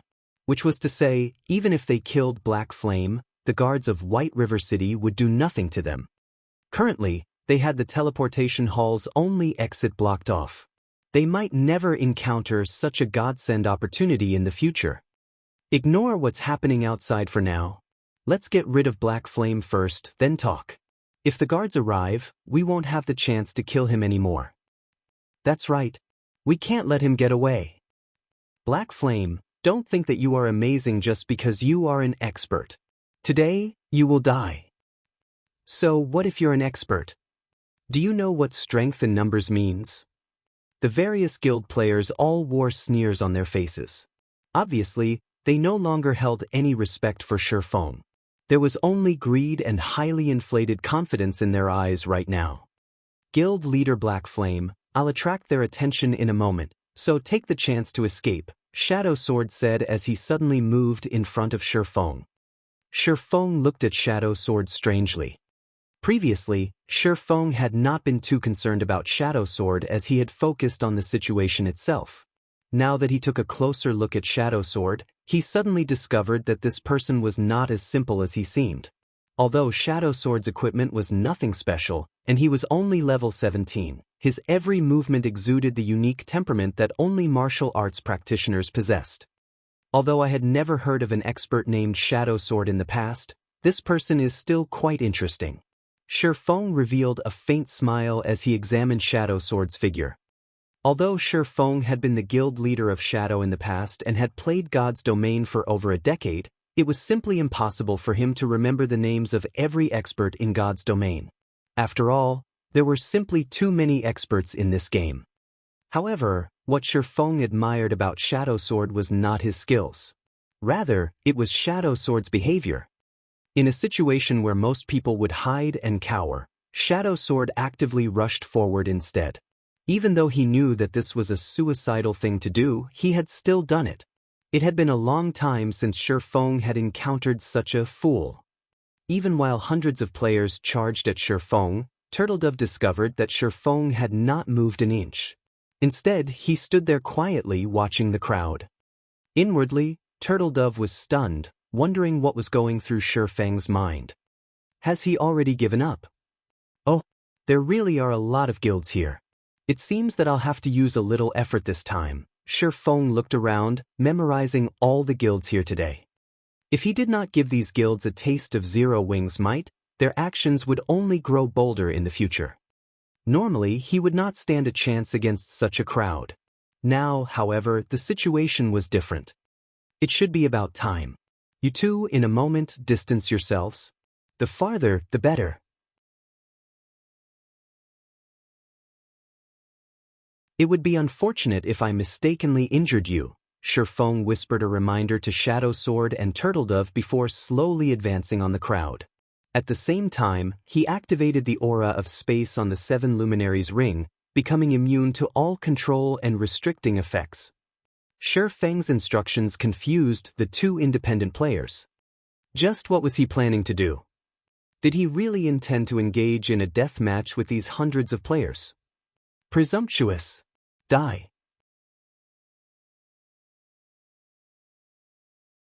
One of the level 16 berserkers who led the charge smiled disdainfully. Lifting his battle axe, he used charge and took the lead to hack at Shifeng. The giant battle axe carried a strong wind with it as it descended. Originally, the berserker thought he could repel Shifeng with a single attack. In the next moment, however, this level 16 berserker finally realized what true strength was. Making a casual swing with the abyssal blade, Shifeng slashed at the steel battle axe, sending both the axe and the berserker flying. Following which, Shifeng charged towards his incoming opponents like a bullet, crashing into and dispersing the crowd. Is he a monster? Turtledove was dumbfounded. The players from the various large guilds were also momentarily stunned. However, they quickly recovered their wits. Mages, kill him. Although the melee players who had charged at Shifeng had scattered, the mages standing in the back had not stopped their chanting. Soon, spells flew at Shifeng, one after another. Not daring to take all of those spells head-on, Shifeng quickly carried out complex footwork, his dance becoming ethereal. Dodging one spell after another, Shifeng charged towards the crowd. Not good. He's going for the healers. All melees, block him. A group of melee players immediately charged forward and blocked Shifeng's path. However, their attempt was futile. Shifeng was currently level 24, and most of the equipment he wore was fine gold rank or above. All of his attributes far surpassed these level 16 and level 17 melee players. With ease, Shifeng plowed through all obstacles before him. Sword flashes enveloped these players. Even though these players had skills that could block attacks, their bodies could not keep up and react appropriately. Hence, Shifeng eliminated them easily. Moreover, as Shifeng weaved his way through the crowd, the ranged mages were unable to hit the swordsmen. There was always someone Shifeng could use as a shield, taking the hits for him. Even if some players used targeted control skills on him, Shifeng possessed the aura of space's effect that made him immune to all control effects. You melees are too stupid. Don't you know how to get out of the way? Crap, you mages are the idiots. Why can't you aim properly? Fresh blood splashed through the air. After the death of over a dozen people, the various guild players grew fretful, and they began to bicker amongst themselves. Why are you so anxious? Can't you all see that Black Flame's HP has fallen by quite a bit? He doesn't have a healer. He won't last long. At this time, a sturdy and robust-looking Guardian Knight stepped out from within the teleportation hall. Several hundred guild players followed him as well. Guild leader Lone Tyrant, why are you here? Everyone present immediately recognized the Guardian Knight. At this moment, Lone Tyrant no longer possessed his previous calm. Now, as if possessed by a devil, both of his eyes glowed with a crimson light. When Lone Tyrant discovered Shifeng's appearance in the teleportation hall, he immediately used a return scroll and rushed back to White River City. His previous death at Shifeng's hands had been an utter disgrace. Afterward, he had been forced out of the ranking list. At this moment, Lone Tyrant's hatred for Shifeng was deeper than an ocean. Black Flame, today you will die. Everyone charge. Lone Tyrant laughed madly as he watched Shifeng fight. Kill. Suddenly, several hundred Dark Star elite members charged at Shifeng. This Lone Tyrant sure has good timing. Shifeng could not help but wrinkle his brows. Currently, although he still had over 70% of his HP remaining, he would not last long if he had to face an additional mob of several hundred Dark Star elite members. It seems that I can only retreat for now. Just as Shifeng charged towards the entrance.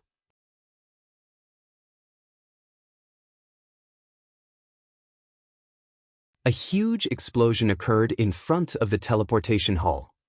The hundreds of players blocking the entrance were instantly obliterated, and not even their corpses remained. Only the items these players had dropped were left behind. Shocked, everyone turned to look at the source of the explosion. What is that? Turtledove's eyes widened, a look of disbelief plastered on her face. A steel giant had appeared at the entrance of the teleportation hall.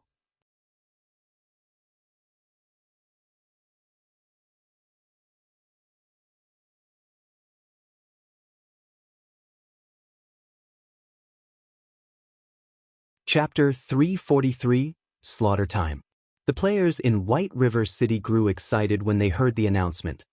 It was extremely rare for monsters to attack a city. Furthermore, they could obtain bountiful rewards and witness experts' techniques. These factors alone were reason enough for players to involve themselves. Let's head over to the city gates and have a look. We won't get any rewards if we let the guards wipe out all of the monsters. I heard that a monster has appeared at the teleportation hall. Hopefully, they haven't killed it already. Let's hurry to the teleportation hall then. Immediately, groups of players resting inside bars and hotels started running towards the teleportation hall, which was only a short distance away from White River City's gates.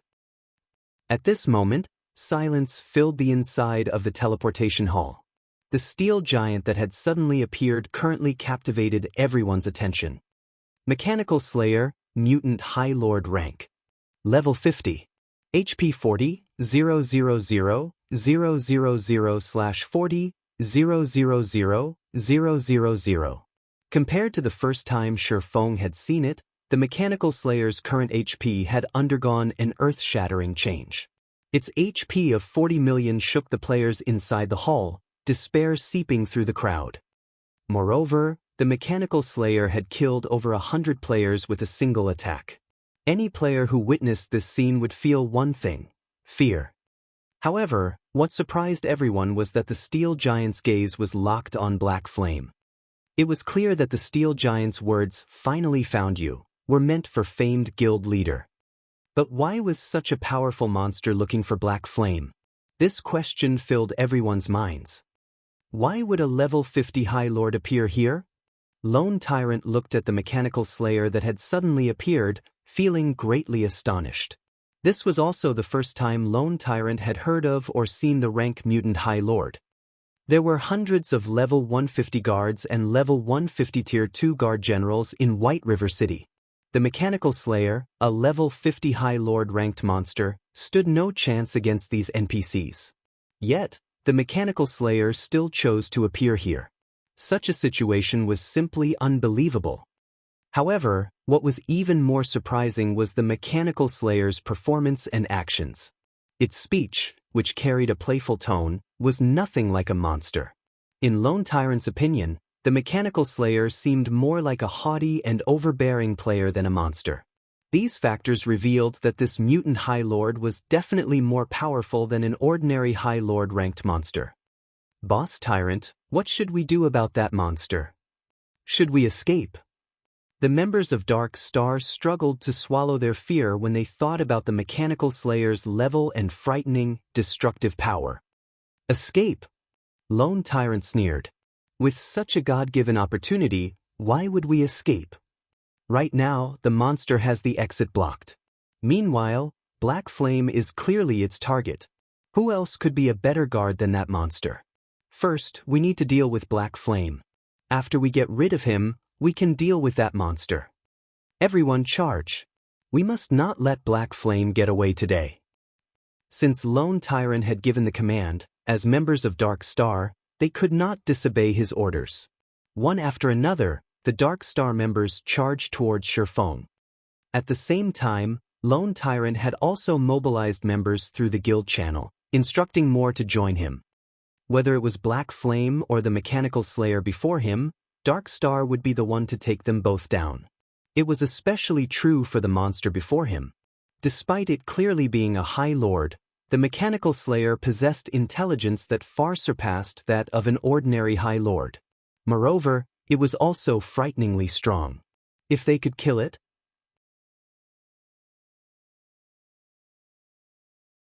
When the other guild players saw Dark Star's hundreds of members charging at Shifeng, they, too, started contacting their respective guilds and rallied for more troops, not wanting to miss out on this opportunity.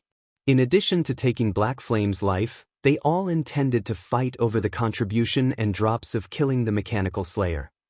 It's over. There's a tiger at the front and a wolf at the back. I told him that he should have escaped earlier. It's too late now. Turtledove panicked when she saw their opponents surrounding Shifeng. The steel giant also had the exit blocked off. She then suggested, "Why don't we rush over to help him now?" "Hold on." Shadow Sword pulled back Turtledove. Softly, he said, "Let's listen to guild leader Black Flame and think of a way to escape." "Big brother Shadow Sword, the situation has changed. He will die if we don't help him," Turtledove said. "Even if we try to help, what can we actually do?" Shadow Sword shook his head. Although he wished to help Shifeng as well, a dark feeling had surfaced in his heart. Meanwhile, this darkness told him that, if he stayed here, the situation might really conclude as Shifeng had said. It would be better than doing nothing at all. Ignoring Shadow Sword's words, Turtledove charged towards the crowd. However, before Turtledove made it too far, something unbelievable happened. A massive figure suddenly appeared above Shifeng. The figure then landed heavily on the ground, easily crushing the stone floor into dust and sending tremors throughout the entire teleportation hall. More than 100 players who had charged at Shifeng died instantly under the figure's descent. Only Shifeng, who had activated Defensive Blade, had barely remained standing. "You've finally taken action. I've been waiting for a long time now," Shifeng smiled faintly. At this moment, he had less than 50% HP remaining.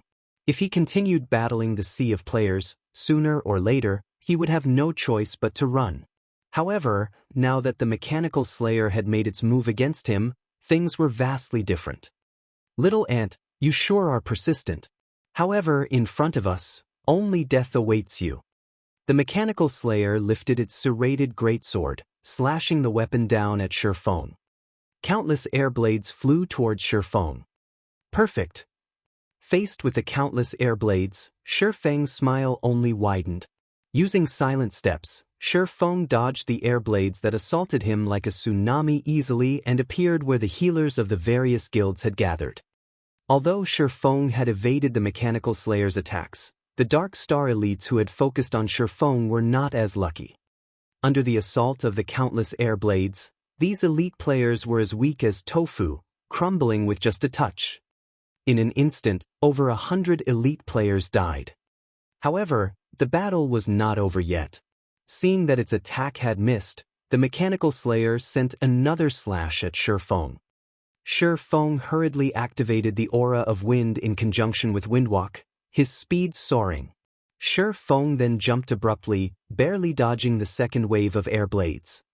Following which, the healers and mages of the various large guilds suffered a tragedy. "Crap, Black Flame is trying to use that Mechanical Slayer's strength to deal with us. Everyone move away from him." Everyone finally noticed that something was amiss. Although Shifeng seemed to be evading the Mechanical Slayer's attacks, in reality, he took advantage of the Mechanical Slayer's wide range to deal with them. Within a few seconds, the various large guilds had lost over 80% of the elites in the teleportation hall, while Dark Star had lost over half of the elites who had just arrived. If they continued to allow Shi Feng to have his way, they would face annihilation in just a moment. Black Flame.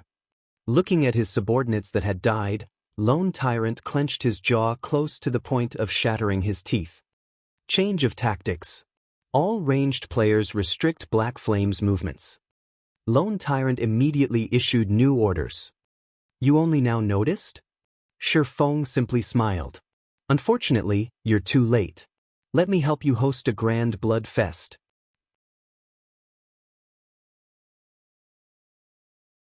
If Lone Tyrant and the others had prepared earlier and stolen the aggro of the Mechanical Slayer from Shi Feng before it appeared in front of him, Shi Feng would have been forced to flee. However, after the Mechanical Slayer had focused on him, it would be meaningless even if Lone Tyrant and the others managed to figure out his plan. Shi Feng had already seized control of the Mechanical Slayer's initiative. So long as Shi Feng did not die, he would have control of the giant's actions. Fortunately, nobody in White River City could surpass his survivability.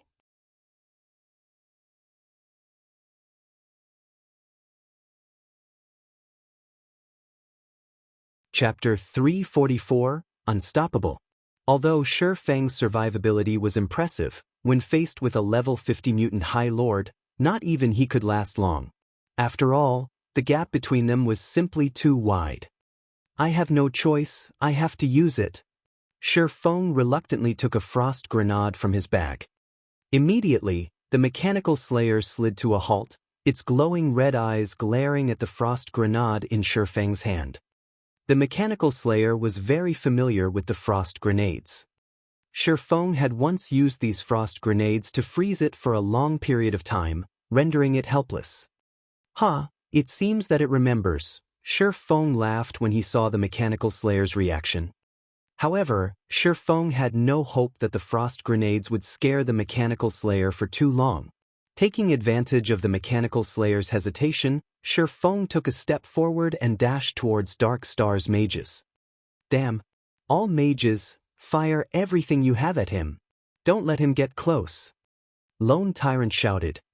One after another, spells flew towards Shi Feng in quick succession. Frost arrows, ice spheres, ice walls, spiritual bondage, and other control skills aimed for Shi Feng.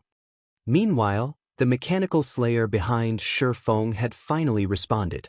Immediately, it threw the serrated greatsword in its hand at Shi Feng. The greatsword generated a sonic boom as it flew, punching a hole through the air. The sword was so fast that it was impossible for anyone to dodge it. On one side, there were the numerous spells players had cast, and on the other, there was the Mechanical Slayer's greatsword. Shi Feng could not afford to be careless. Immediately he used Phantom Kill, creating a doppelganger of himself 10 yards away from his main body. Just as the serrated greatsword was about to skewer him, by the skin of his teeth, he swapped positions with his doppelganger. Shi Feng's doppelganger was utterly powerless against the serrated greatsword, dying instantly. However, even after killing Shi Feng's doppelganger, the greatsword did not slow and soared towards the Dark Star mages. Before the members of Dark Star could react, the greatsword plunged itself into the crowd. An explosion blossomed as the weapon crashed into the ground, creating a massive hole in the teleportation hall's floor. Following which, with the greatsword as the epicenter, shockwaves radiated throughout the surroundings. A single shockwave had decimated all players within a 30-yard radius. From this, Shi Feng once more witnessed just how terrifying a mutant was. Meanwhile, Shadow Sword and Turtledove, who now hid in a corner, were dumbfounded by what they saw. Big Brother Shadow Sword, are all High Lords so powerful? Turtledove asked in shock. According to my knowledge, there is not a single High Lord as powerful as this Mechanical Slayer. It seems that Guild Leader Black Flame's command to withdraw was not without reason. Shadow Sword watched Shi Feng in the distance, a hint of admiration appearing on his face. Although the Mechanical Slayer's combat power was horrific, it did not possess the techniques to utilize it fully. Shi Feng, on the other hand, was different. Not only did he possess a firm grasp of his surroundings, but he also possessed meticulous dodging techniques. It was precisely what he, Shadow Sword, aimed to learn. If I join Zero Wing in the future, won't I be able to learn many more techniques from him? An idea suddenly occurred to Shadow Sword, and his determination to attend Zero Wing's next recruitment increased. He must join Zero Wing. While Shadow Sword and Turtledove admired Feng, Lone Tyrant's anger grew rampant. With a single attack, the Mechanical Slayer had slaughtered over 100 Dark Star elites. Damn that black flame! Have the others not arrived yet? Lone Tyrant bellowed. Guild leader, the closest members number around 4,000, and they are rushing to join us.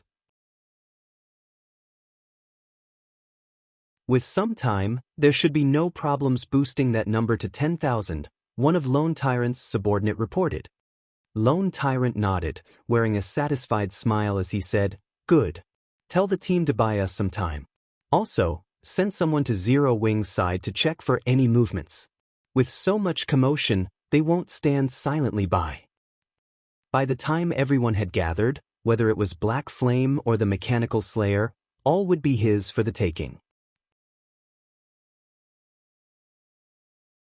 At this moment, the members of Dark Star and the other guilds began to dart around. Wherever Feng appeared, these players would run in the opposite direction, playing the mouse to Feng's cat. Just as Feng used the frost grenades to pin the Mechanical Slayer down and manipulate the monster's strength to kill the members of Dark Star and the various guilds, the level 150 guards of White River City had finally arrived at the teleportation hall. Over 100 guards stormed the teleportation hall. Among them, there was a level 150 Tier 2 guard general, as well as plenty of Tier 1 guard captains. These NPCs stood neatly in order, surrounding the teleportation hall. The guards are here. We're saved. The players present released a sigh of relief at the guards' arrival. Borrowing the Mechanical Slayer's strength, Feng had killed countless of their allies. If they had not continuously avoided him, they would have long since died under Feng's demonic claws. But now that the guards are here, when they pin down this monster, they will attract its aggro. We'll see how arrogant you are then. When my men arrive, we'll introduce you to death. Lone Tyrant laughed coldly as he watched Feng dodge the Mechanical Slayer's attacks. At this moment, however, Feng also revealed a smile. Immediately he dashed out of the teleportation hall, holding nothing back while doing so. Meanwhile, under the Tier 2 Guard General's command, the guards started their assault on the Mechanical Slayer. The NPCs were uniformly level 150. The ordinary guards possessed 800,000 HP, the Tier 1 Guard Captains possessed 1,600,000 HP, and the Tier 2 Guard General possessed 2,400,000 HP. To players, these guards were invincible. These guards only needed a single strike to kill a level 50 player instantly. Hence, in everyone's eyes, a level 50 monster stood no chance against these NPCs. The same went for the Mutant High Lord with 40 million HP. Unfortunately, mutants were different. When the level 150 ordinary guards attacked the Mechanical Slayer, the highest damage they had dealt was only around minus 1,000 points. Even the level 150 Tier 1 guard captains only managed to deal around minus 3,000 damage to the Mechanical Slayer. As for the most powerful level 150 Tier 2 guard general, he could only deal around minus 10,000 damage. Such damages were barely a scratch to the Mechanical Slayer's 40 million HP. Indeed, just like Lone Tyrant had predicted, the Mechanical Slayer's attention immediately switched towards the Tier 2 guard general. Following which, the Mechanical Slayer swung its serrated greatsword at the guard general, while the guard general responded quickly by raising his spear to defend against the attack. Boom! The attack threw the level 150 guard general into a wall. The Mechanical Slayer then brandished its greatsword repeatedly, creating a storm that engulfed the entire teleportation hall. In retaliation, the other guards began a frenzied assault on the Mechanical Slayer. After a short moment, the entire teleportation hall had changed beyond recognition. Under the barrage of the countless sword auras, none of the level 150 guards survived. Even the 10 Tier 1 guard captains and the Tier 2 guard general died under the Mechanical Slayer's sword. Meanwhile, the Mechanical Slayer still had 91% of its HP remaining. Just what kind of monster is this? Lone Tyrant could not believe his own eyes. Before today, players had believed that these NPC guards were invulnerable, yet they had all been annihilated, while the Mechanical Slayer remained healthy. There had been over 100 level 150 guards. A Tier 2 NPC had even led the attack, but in the end they all died. At this point, Lone Tyrant began to wonder if anyone could defeat the Mechanical Slayer. Seated on top of a roof, Shi Feng enjoyed a few refreshments while resting. Previously, to dodge the Mechanical Slayer's attacks, Shi Feng had exhausted himself, both mentally and physically. Meanwhile, the arrival of the guards had been the perfect chance to break away from the battle and rest. Only, he had not imagined that his break would be so short-lived. A mutant mutated from a High Lord is scary indeed. With this, I can safely proceed with the next part of the plan. Shi Feng smiled, shifting his gaze towards the tens of thousands of players in a distance who currently rushed towards the battle.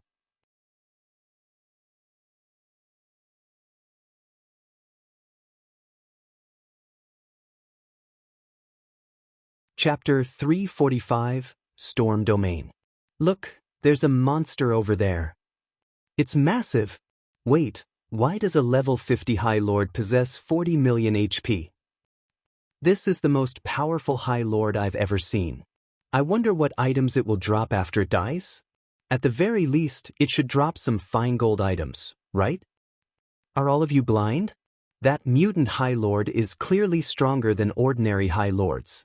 If a High Lord already drops fine gold items, then a mutant High Lord, which is a higher rank, should drop dark gold items. Dark gold items? There should only be a few items of such rank in Star Moon Kingdom, right? At this moment, the many players in White River City had started to gather at the teleportation hall. A sea of players covered the nearby streets, all of them watching the Mechanical Slayer with hungry gazes.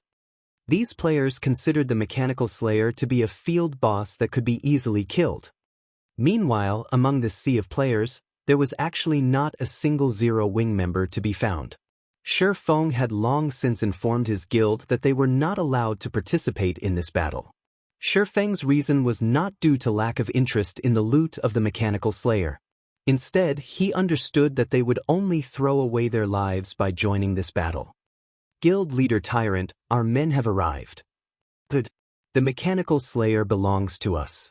Tell everyone to spread out and take positions. None of the melees are allowed to approach the Mechanical Slayer. Ranged players should distance themselves from the Mechanical Slayer and attack from maximum range. Let the other players draw the aggro and die for us.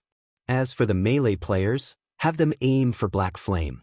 We must not let him escape.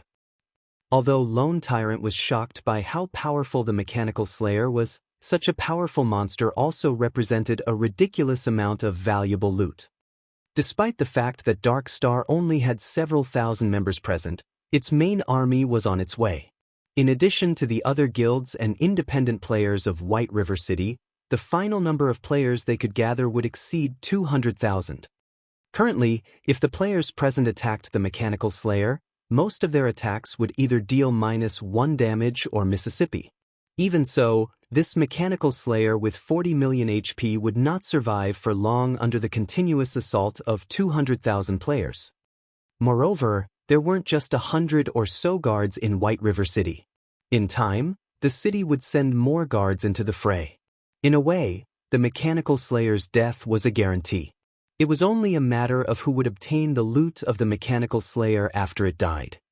At the same time Dark Star took action, the other guilds also initiated their assault. After witnessing the power of the Mechanical Slayer, only ranged players dared to attack it. As for those remaining, they all swarmed after Shi Feng. Only those who had just arrived and were unclear of the situation dared approach the frightening Mechanical Slayer. That Lone Tyrant sure is concerned about me. Even now, he still sends so many after me. Standing on top of a roof, Shi Feng had obtained a clear view of the battle. Since they wish to come, let's increase the violence. Immediately, Shi Feng dashed towards Dark Star's army. Although countless spells and arrows barraged the Mechanical Slayer, a majority of these attacks were a miss, and only a small number managed to deal a mandatory -1 damage. Hence, Shi Feng was still the Slayer's main target. Due to the large number of players standing in between it and Shi Feng, the mechanical Slayer wielded its sword, massacring everything in its path. Every time the mechanical Slayer swung its serrated greatsword, swaths of players died. This scene caused the witnessing players to shiver in fear.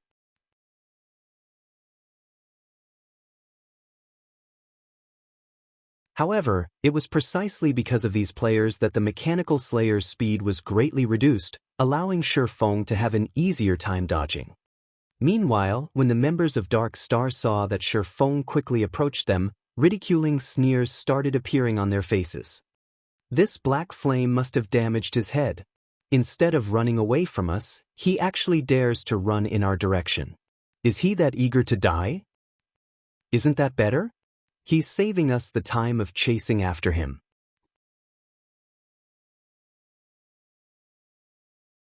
However, just as the members of Dark Star mocked Shi Feng for his stupidity, Lone Tyrant angrily bellowed in the guild channel. "You bunch of trash, run.